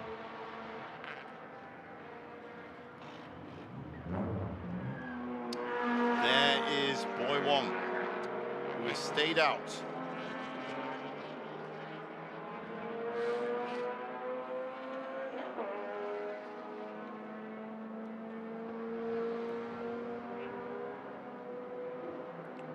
So Fadzil Alang another 2.5 minutes on his stop.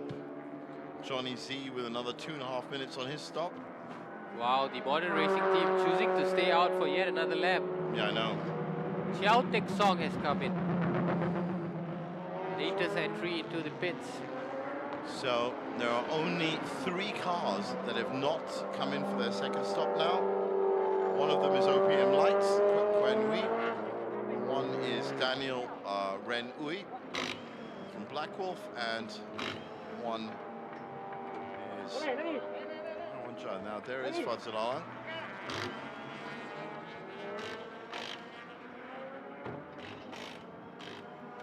Changing the tires on the driver's side. That would complete. There it is. Great look at what we're looking at. We're just above this car.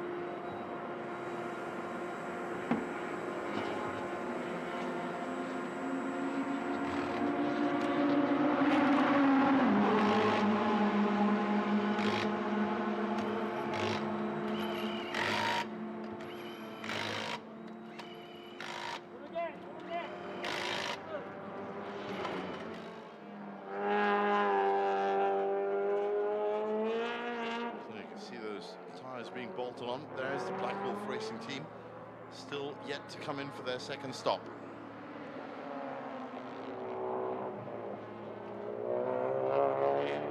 Right, well, there are Johnny Z will be ready to go in. Well, he should be starting up his engine about now.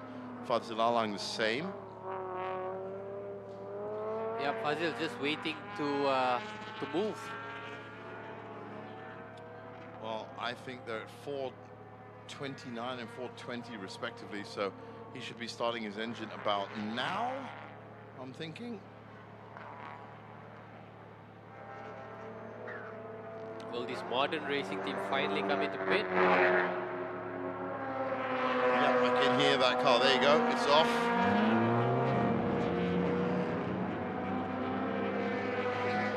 So both stops done for Johnny Z.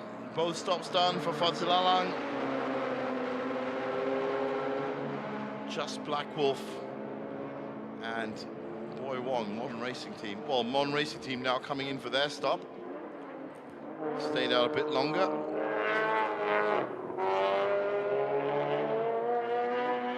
Now the time for their stop actually starts now, as soon as they enter the pit lane.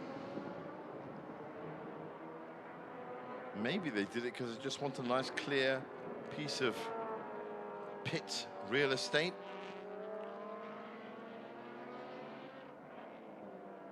Refueling team has to stay by themselves. Just the two of them, or three of them.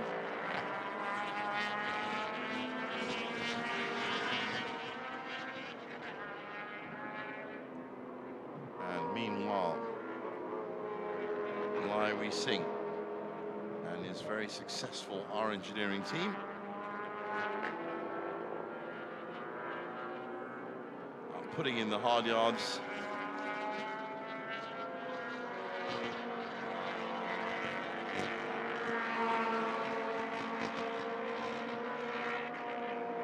And making it work.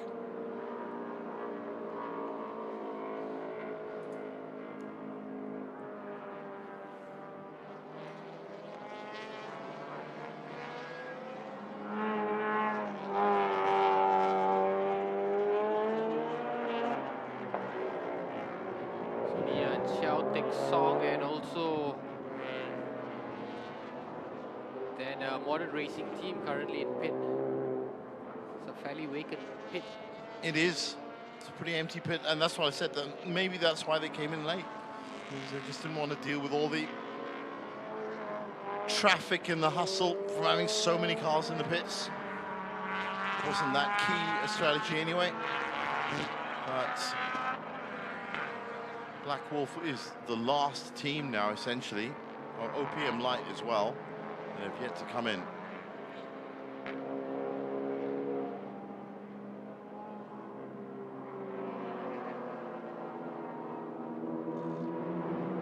Now this is the car that has championship written all over it. Actually, that's the one thing that isn't written all over it. As you can see, there's lots of stuff written all over it, but soon it will be. Modern racing team. Boy Wong, very experienced racer around these parts for many years.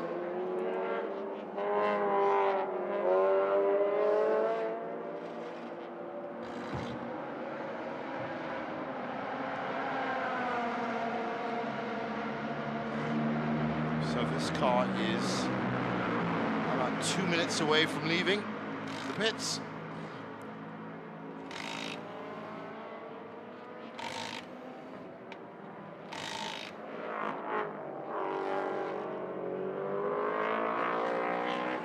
This would be Aaron Hakim?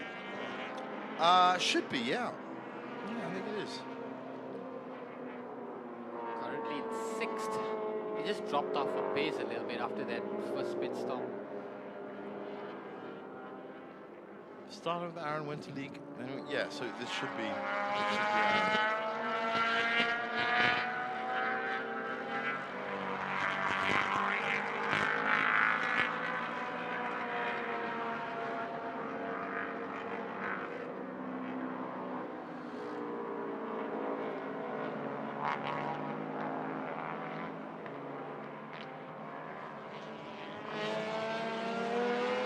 So Black will finally make it into the pit.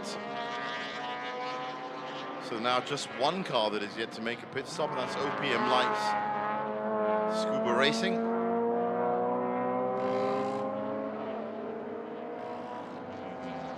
So with this, there it is, there's confirmation of it. With that pit stop, that means in just under 2 minutes, Lai We Sing will officially take the lead again. That we all, of course, knew that was going to happen at some point.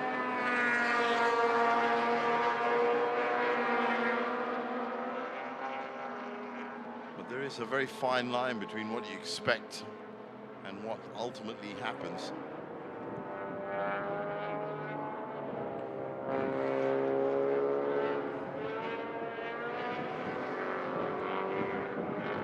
Finally, that modern racing team car is out.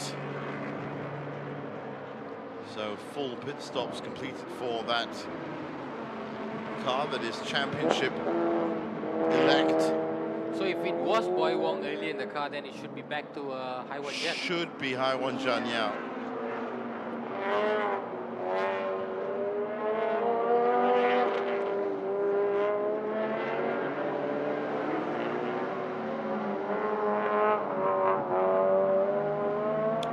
Well, well, well.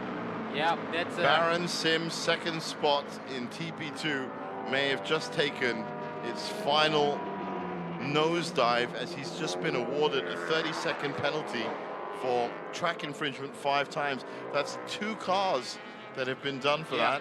Jonathan Lee's 128 Bay Racing, and he was Pi Sao Fan who was in fact in that car earlier. Yeah, that's true. That's true. It was Pi Sao Fan. And that means that Ken Urata is going to be finishing in second spot for the championship by the looks of it.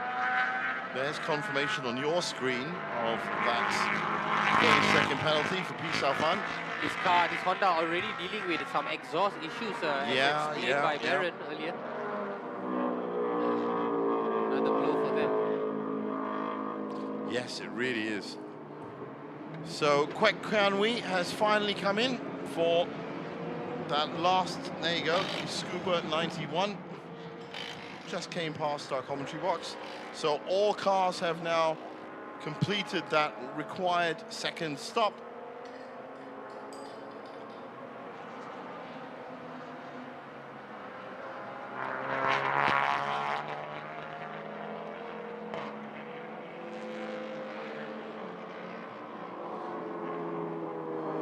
And it is clear, smooth sailing for our engineering. Johnny Z here in second in TP1.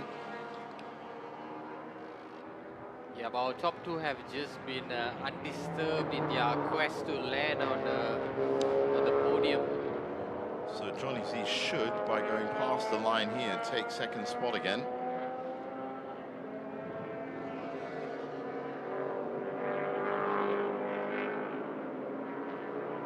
There you go.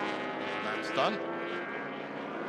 And he has now come out 1 minute 14 seconds behind. So that's an additional 6 seconds from when they went in before. It's beautiful, beautiful strategy from our engineering. Lai Wei Sing has nothing to worry about for the last 14 laps. 64 it is seconds. Near impossible for 74 seconds. 74 seconds, and he's lapping 2 seconds slower than Lai Wei Sing. So there is, as it stands, that is a mathematical impossibility. And in fact, for Fadzil Alang, he's actually closed the gap. He's now just trailing 7 seconds. See, now that is doable. Yeah, he might. And he's lapping faster as well by a second. So Fadzil, at this point, if things stayed exactly as they were now, would finish 7 seconds ahead of Johnny Z. And all that's going to do is make sure that Johnny Z, well, he's still going to finish in second. I think this is a battle that we're going to see real soon, G, a battle between Fadzil and Johnny Z. That would be great. A battle between 2 solitary drivers who've been out there for over 200 kilometers. Okay, so Fadzil Alang is on 57 points. Johnny Z is on 76 points. So he's already 20 or 19 points ahead. Now, as it stands, it's as is the standings. As it stands, even if he goes ahead, Johnny Z is still going to take second spot, which is what everyone was fighting for, really, because it looks like Boy Wong, with his 4th spot, is going to take that top spot in this car here. Boy Wong, and let's not, of course, discount his great co-driver, Haiwan Jian. I somehow don't think that this modern racing team would really push that that car to try and catch up to Fadzil. They'll be happy with a 4th spot to guarantee them the championship. Yeah.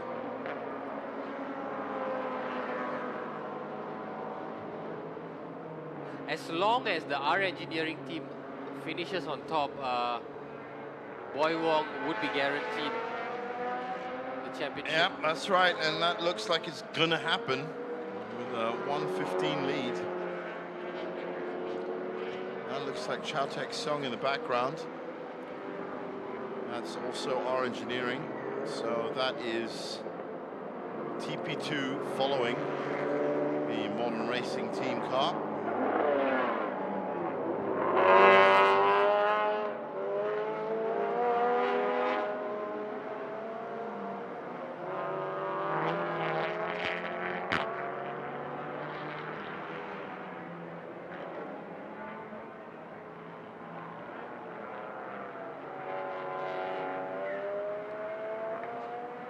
mean, we've seen some great battles between Boy Wong and Fadzil especially. I remember, I think it was in round 2, where Fadzil made a magical move on the final turn Yeah, that's to right. steal the top spot.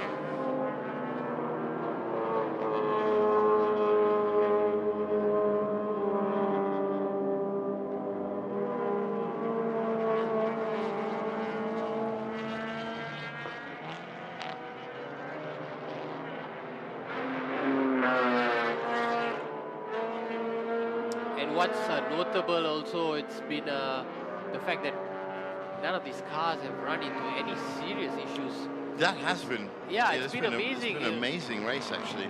Credit to They've been teams. very well behaved. Chao Tek Sung. Been an impeccable championship from him. And a car that looks like it's running very nice and solidly indeed. No issues for car number 128. But big issues for this 46 car. That's Pisao Fan.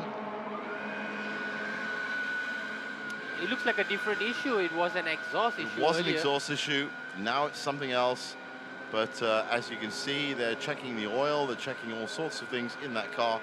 And that is bad for Baron Sim, because that really does mean that Ken Urata is going to be snatching second spot in the championship from him. Already having to deal with that 30-second penalty as well. Yeah, there's one car that has just had bad news, compounding with more bad news. So this is the car, R-Works, that should finish in second spot in the championship for TP2. Based on that problem for the 46 car. The Japanese combination of Ken Urata and Kusikanto. Yep, that car's not coming out of there anytime soon.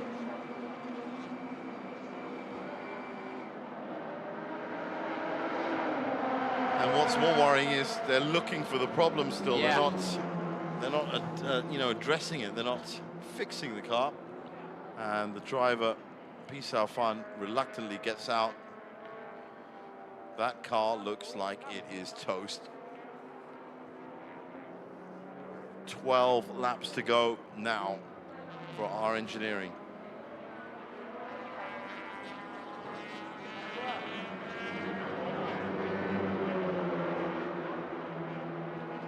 Still in a deep discussion.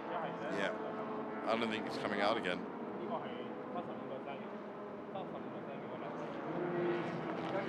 Tough break, tough loss. And that was actually Baron Sim in the car. Unless Baron Sim was waiting to get in. Perhaps he was he gave the wheel back to Baron. Yeah, but that's not happening anymore. As that car has just spent an extra 3 minutes in the pits.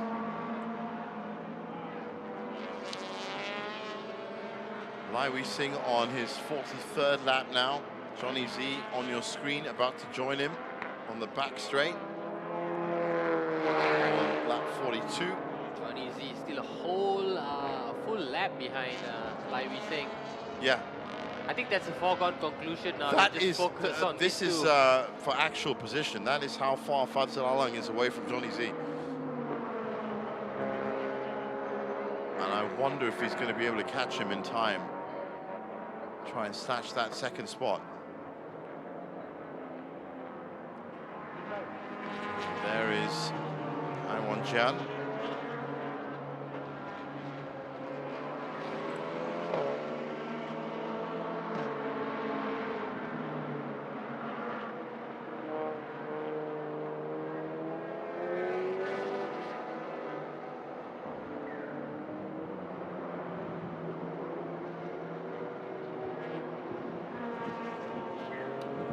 And despite having such a healthy advantage, it is Lai Wei Sing that has clocked the fastest lap time. Wow. Not taking anything for granted. Yeah, 2:28.207. It's a long way off the 2:25 that we saw at the beginning from our engineering, but still good enough. There's 22 Pro Shop and Bay Racing. It's just been top in every single Yeah, they've been masterclass today. Fastest lap time. Engineering, fastest lap time, best strategy, leading from start to finish. Ticked every single box. I've never had an issue. Our engineering so far in this Touring Production 2, round 4, 300-kilometer finale to MTCC 2025. And if these positions remain, our engineering would pick up their first victory of the season, just like the high rev Dream Chaser yesterday. No, it's been a weekend of, funnily enough, chasing dreams. It's been a weekend of other people chasing dreams and getting their dreams.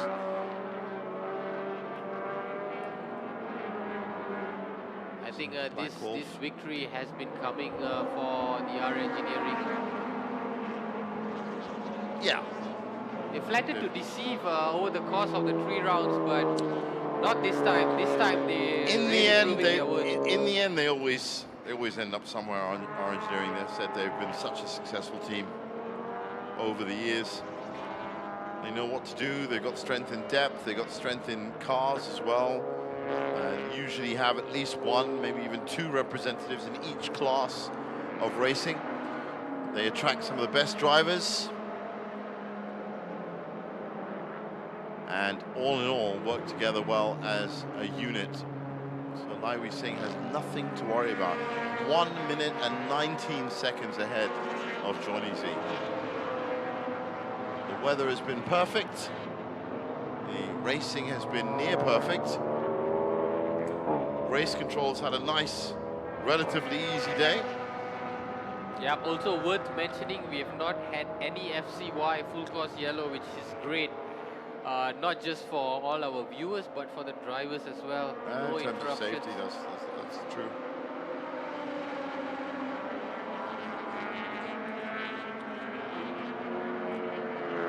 So, rounds turn 15, and it will be 10 laps to go. It's roughly about 20 minutes based on the way he's been lapping. And Baron Sim's car has not left the pit. We're not surprised. Yeah, 7 minutes it's been in there now. I think that's a race run for... Yep, done. Baron Sim and Kennerata Lisa is up to 3rd in the TP2 standings, so it looks like he's going to be getting the 20 points, and that's going to be 20 points. A nod of approval from Leon Koo, looking at his partner, I was saying, doing the business out there.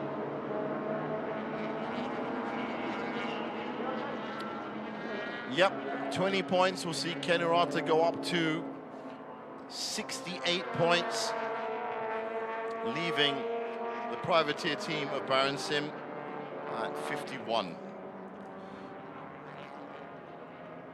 Jesman Tan has not taken part, so Chao Tek Song will finish on 117 points, and Kennerata will finish on 68. That's the difference for this year between the top 2 in TP2. Johnny Z underneath the 10-lap mark to go. I can see the officials starting to fill up in the con tower on Main Straight.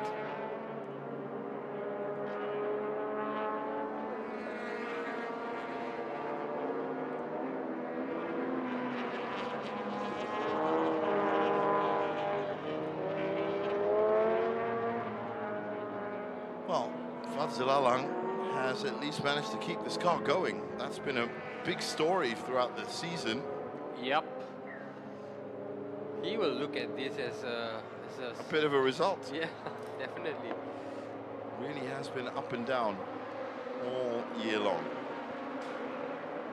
Currently in 3rd, and he's now 10 seconds behind Johnny Z. So Johnny has been keeping that lead nice and constant.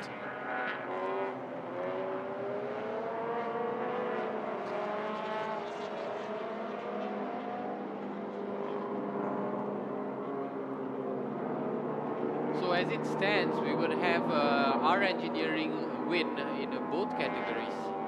Yeah. Faris Fauzi. That's how perfect a day Yeah. it has been for our engineering. As I said, they're not going to win the championship, but that's what could have happened over the season if they'd done that every round. But Xiao Tianxiang would definitely win the TP2. So that's a win for our engineering in the TP2 class. It's a 1-2 for our engineering in TP2. Yeah. Overall championship would go to Xiao Tianxiang. So yeah, you're right. They are going to take that title, but they're not going to take the TP1 title. But on the day, they have won TP1 and TP2 pretty much for sure.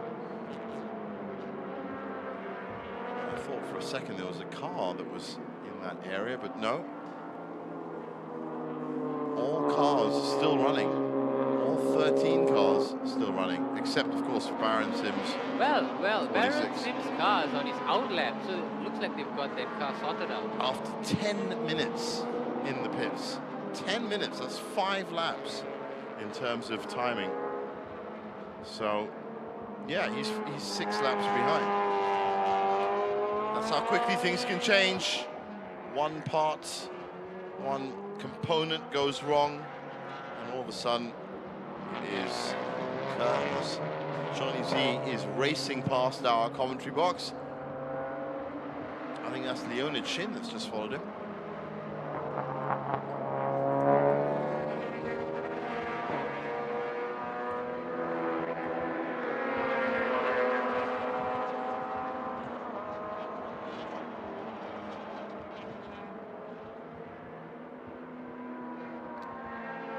There we have Baron Sims' car in view, just gingerly making its way. Well, I'm glad they found out what was wrong with it. But that is the right term. Gingerly making its way is all that car's going to do from now on. It should be Baron Sim back behind the wheel. That doesn't really matter anymore. Yeah. I don't think they're going to be pushing for fast laps or maintaining. As Chao Tae-seong and Ken Urata, who are at this rate going to be the top 2 in TP2.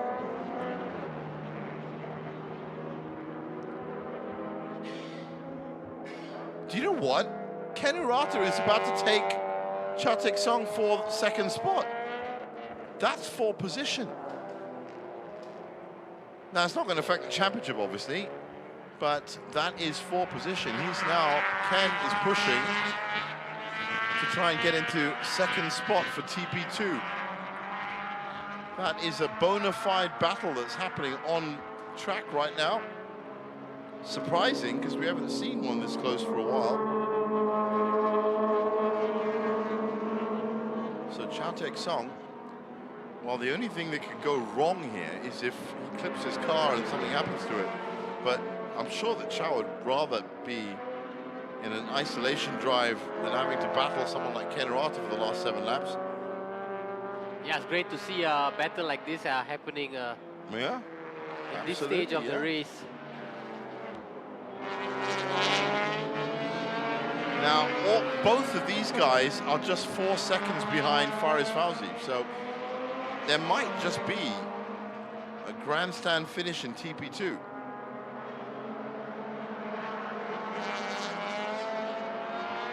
But let's just clear the air and make sure that we understand that Chao Tae-seong is so far ahead in championship standings that it's not going to affect the title, but it is going to affect. This is the current leader in TP2. We think that's Faris Fauzi behind the wheel. There they are. That's all for position. That's first, second, and third in TP2. 7 laps to go.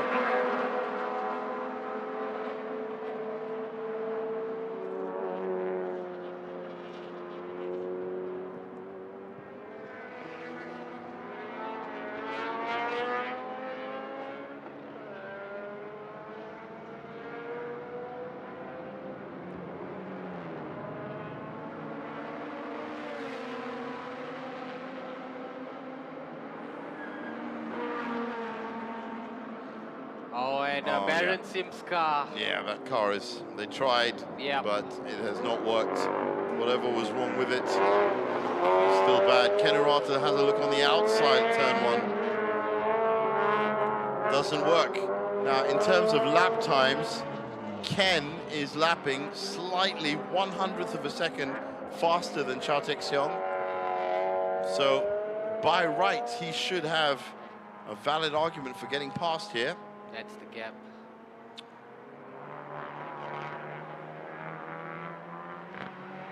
Ken has a look on the inside of turn 4.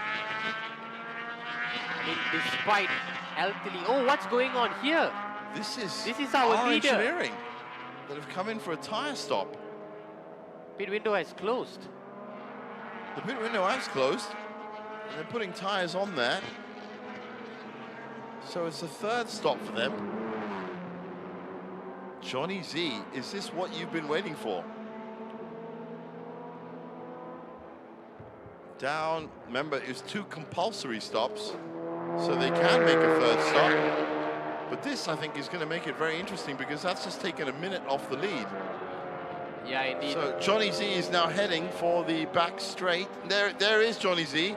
There is Lai Wei Sing. We're expecting, we didn't see a driver change. This is for the lead. And this is going to be a grandstand finish. Wow. As we have it. I really thought Touring Production 1 was done and dusted, but now Johnny Z has every chance in the world to try and go for the win.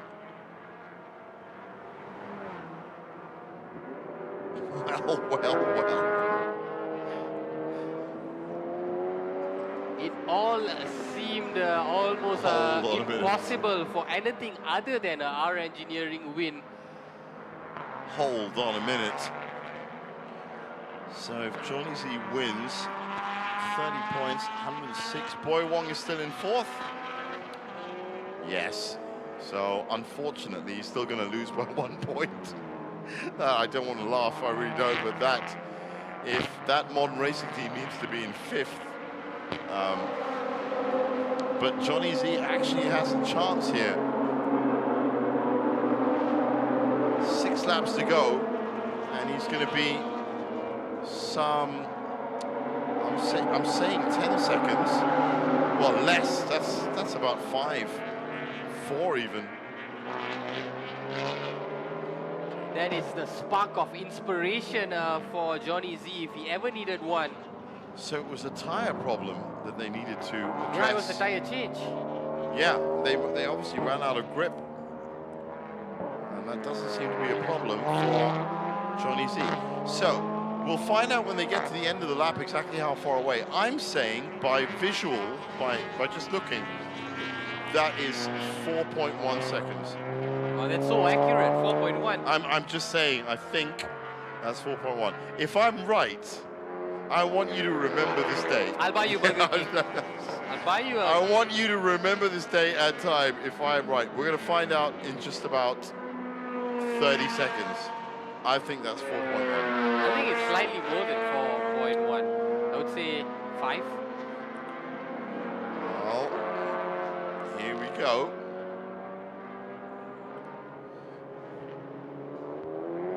So he crosses the line. That's 1, 2, 3, 4. Yeah, I think you're right. I think it's more than that. About 6, 7 seconds. Yeah, it's about 6 or 7 seconds. Damn, there goes that Burger King.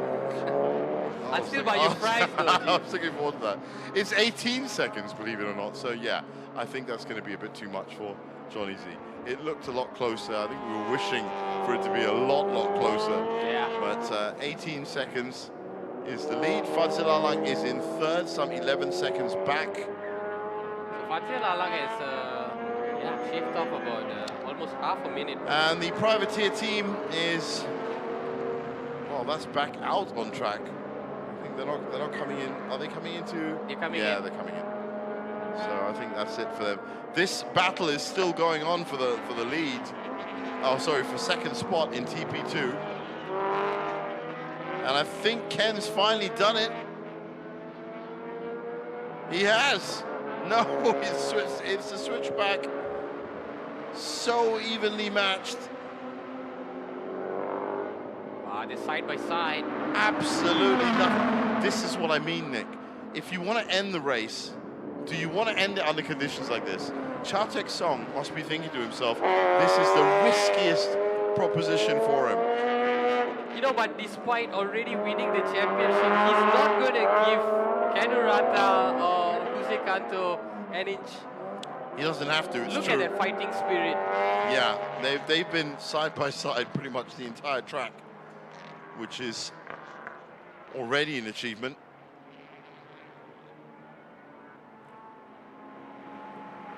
But we honestly thought that Jonathan Z had closed the gap.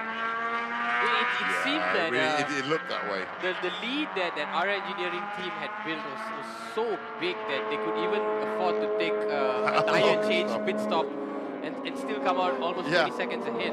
Yeah. So this is how close Kanurata and Checkered Song got.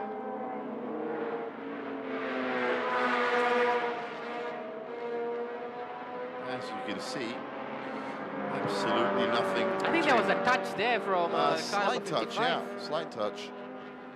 4 laps to go now. Roughly 8 minutes left in this wonderful race.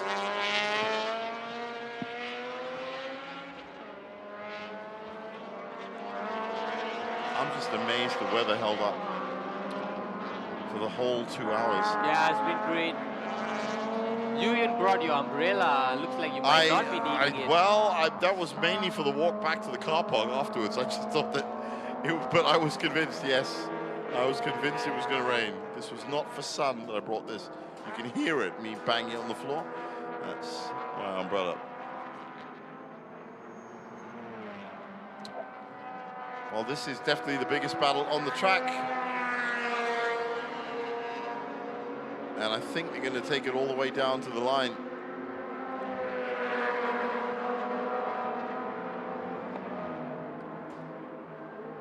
Checkered Song will have another pop here.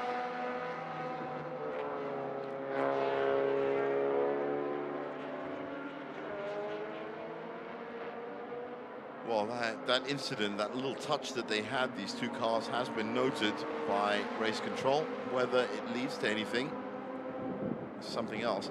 Now, Boy Wong's car is actually under investigation for its pit stop. Now that's interesting, because Boy Wong is currently hanging on to the championship in 4th spot. If he gets a 30-second penalty, then 22 Pro Shop will go up into 4th. He'll go down into 5th, and that could really affect the championship. Interesting. Yeah, very, very interesting. Johnny Z still has a chance at winning this championship, and it might come down to regulations.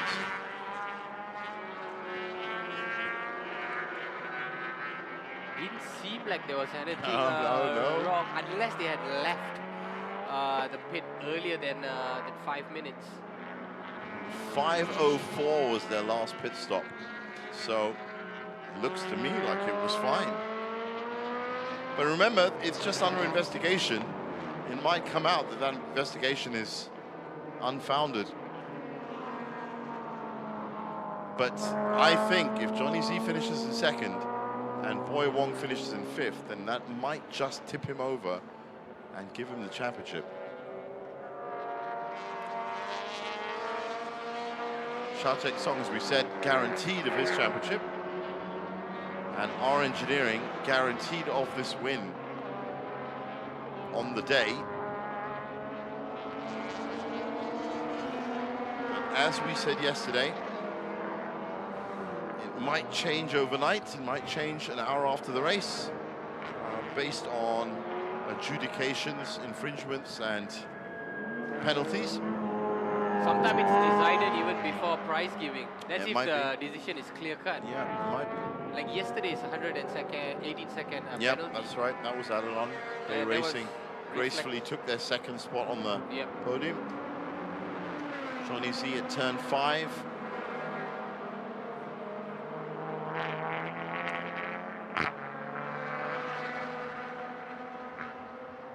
Francis Lalang following him. That's 12 seconds now between them. 25 seconds between Johnny and Mai Singh.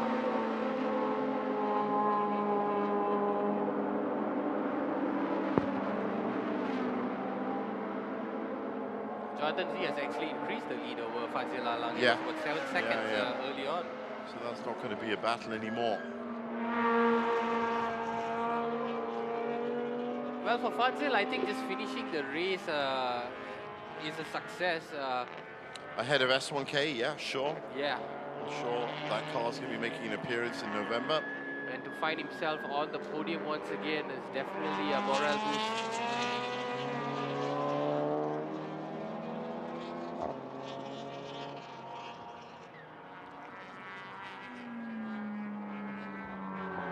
A45, like Fazil pointed out earlier in the season, it was, of course, at an experimental stage, and I think it was an R&D throughout the season. Throughout the season. Perhaps finally they've got it right because the car seems to be, Looks operating at an optimal. And perhaps this A45 is built more towards a sprint race. It might do.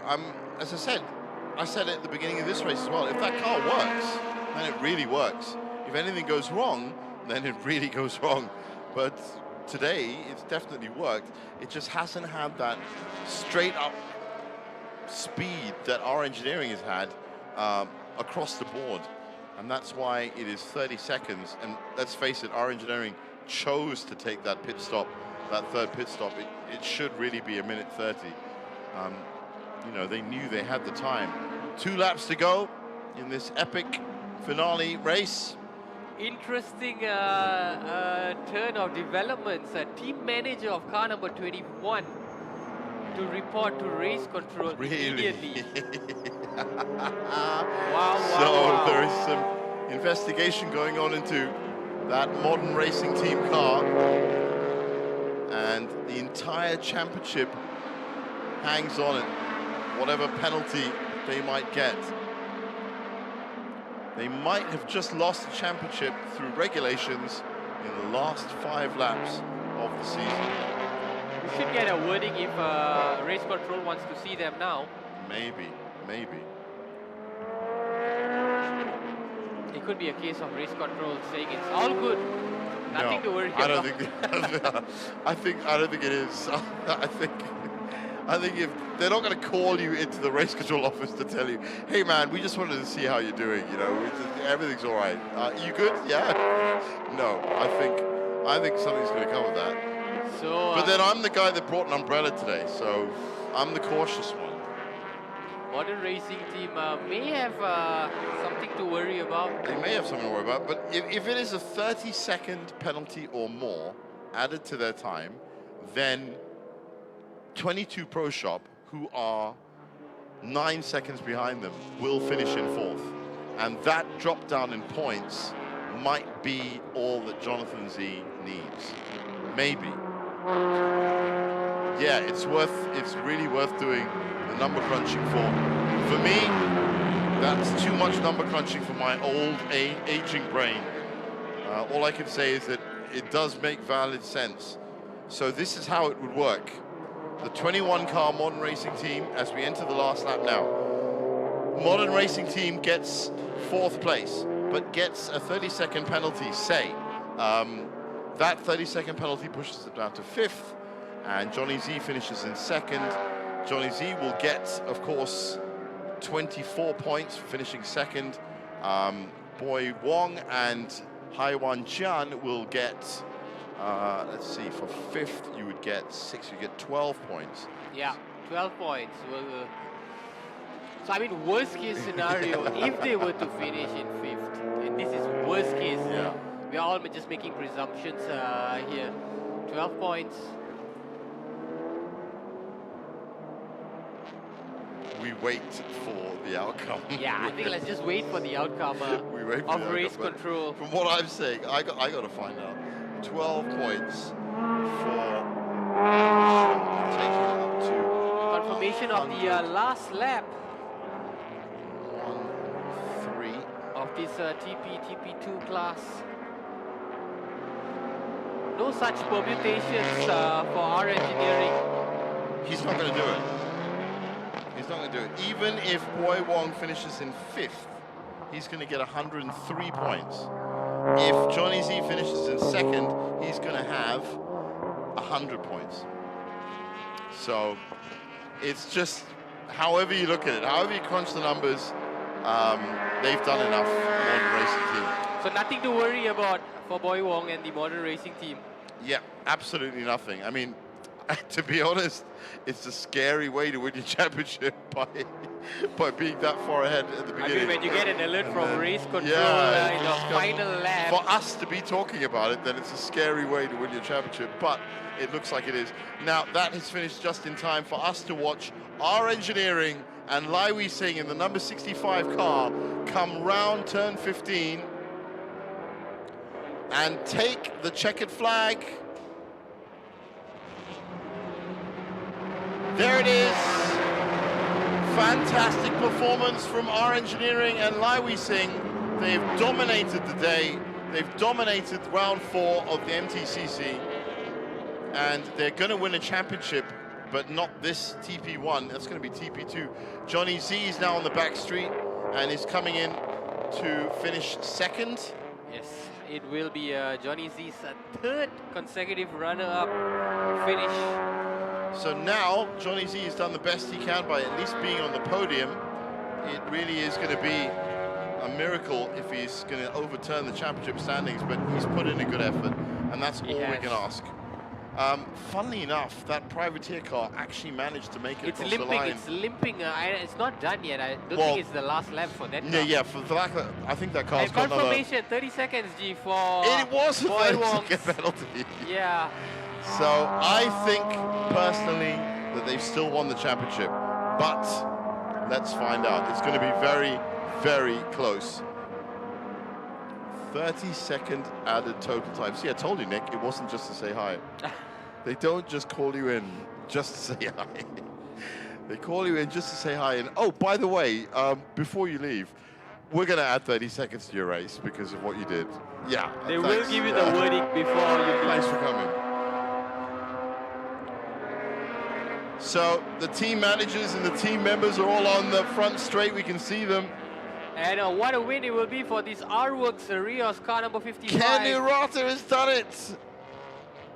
Has he won it? He's almost there. Oh my God, he's actually won it. Well, what happened to Faris Fauzi and Putra Adam? Kenny Rotter has come through. Yeah, Faris Fauzi, Putra Adam have fallen down suddenly, the back they've fallen. So Kenny Rotter, by doing that, has guaranteed taken second spot in TP2. That's amazing. That's really, really well done. So we've got our top 2 and our top 3, in fact, for both of our categories. And Lai Wei Sing is just nursing that car back into Parc Fermé. What a win it is for this R Engineering team. Yesterday did so well in the MTC as well. A podium finish for them, and today top of the podium. Absolutely. They have done very well indeed. I mean, we were talking about the front runners early on, before the race started. Jonathan Z, Fadzil Alang, Boy Wong, and boom. We had Leon Koo and Lai Wei Sing, who not only took the lead at the start, but well, they led from start to finish. That was, and I've seen that happen before with that car. That Honda Civic is really quite the performer, no matter what color they paint it. I do like this specific. Well, we should be able to see him coming in now. There he is. We can actually see our winner into Parc Fermé. Lai Wei Sing, and I'm sure he's going to be talking to Arena Romeo in just a few seconds.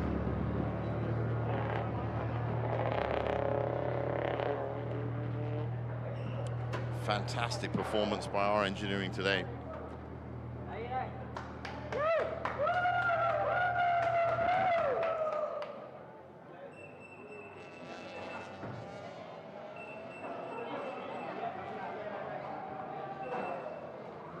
Well, that's what it's all about. And I'm sure for Lai Wei Sing, it's going to be about sponsors immediately after this. He's a busy man, being the team principal. It's not just about the driving.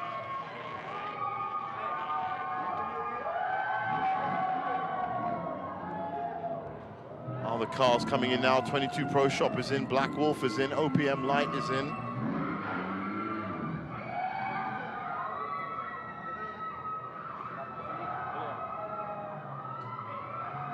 Credit to all the 13 drivers who did so Perfect well. race. Yeah. Perfect race. No full course yellows. No full course yellows, finishing. and all 13 cars finished the race.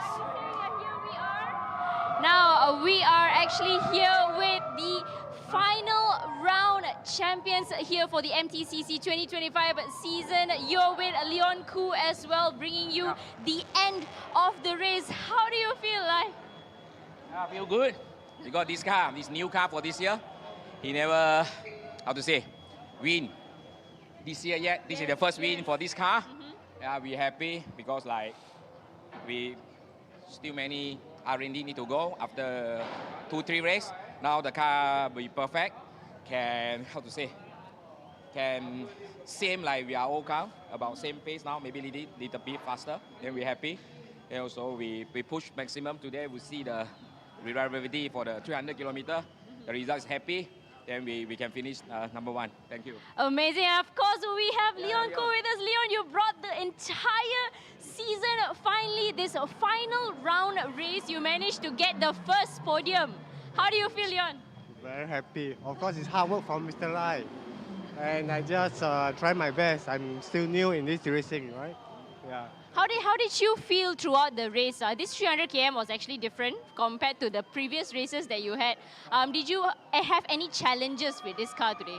No, we have a good car this year and reliable. So it's effortless to drive. So we are happy with the car. And the teamwork as well, of course, we have to thank our engineering for the teamwork.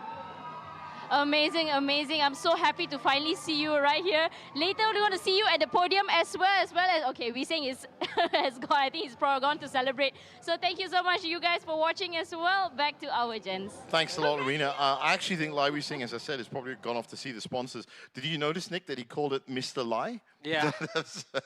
So looking at the overall results, Leon Koo and Lai Wee Seng, Johnny Z and Fazil Alang up to 3. Wong Yu Chung, Lee Kam Sun, and Daniel Chani Walker up to 6. That's Touring Production 1.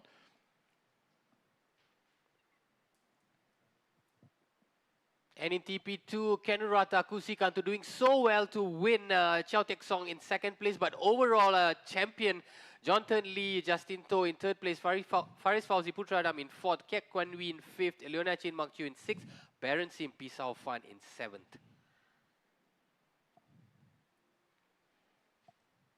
So let's have a look at the day and what a day it was. It started off with a lot of aspirations for the likes of Johnny Z and, of course, our engineering, who, well, they had their strategy set. It was, all I can say, is perfection for the 2 hours. It was a brilliant start from all 13, and, well, that number 65 car never looked back from here. They set up a great lead up at the beginning. This was about 20 seconds off the start. Then it became all about 3rd, 4th, and 5th. Fadzil Alang, 22 Pro Shop, and of course Boy Wong in the Modern Racing team, who was on course at this point for winning the championship. They had a huge battle. This was Aaron Hakimi that actually came through against Fadzil Alang early on, and this would be the key battle for most of the race until we got up to the pit window at round about lap 28. In the end, Fadzil Alang would pull ahead of the Modern Racing team. But one highlight we have to really show up here is the fact that all the cars on track behaved so perfectly. This was the big battle in the second half of the race for 2nd and 3rd in TP2 between Chow Tek Seong and Ken Urata. Ken Urata would actually end up winning this race as well. But in the end, it would be our engineering, Lai Wee Seng, almost perfect output from his team and himself today to win round 4 of the MTCC 2025 season. And that brings us to the end of the season. We hope you've enjoyed all 4 rounds. All that's left is for me to say thanks to Nick Anil for being here for the season. Nick, I'll see you for S1K. Yes, definitely. It's been a pleasure, Jeev, and looking forward to having you guys join us in November. For you guys, have a great evening. We'll see you then.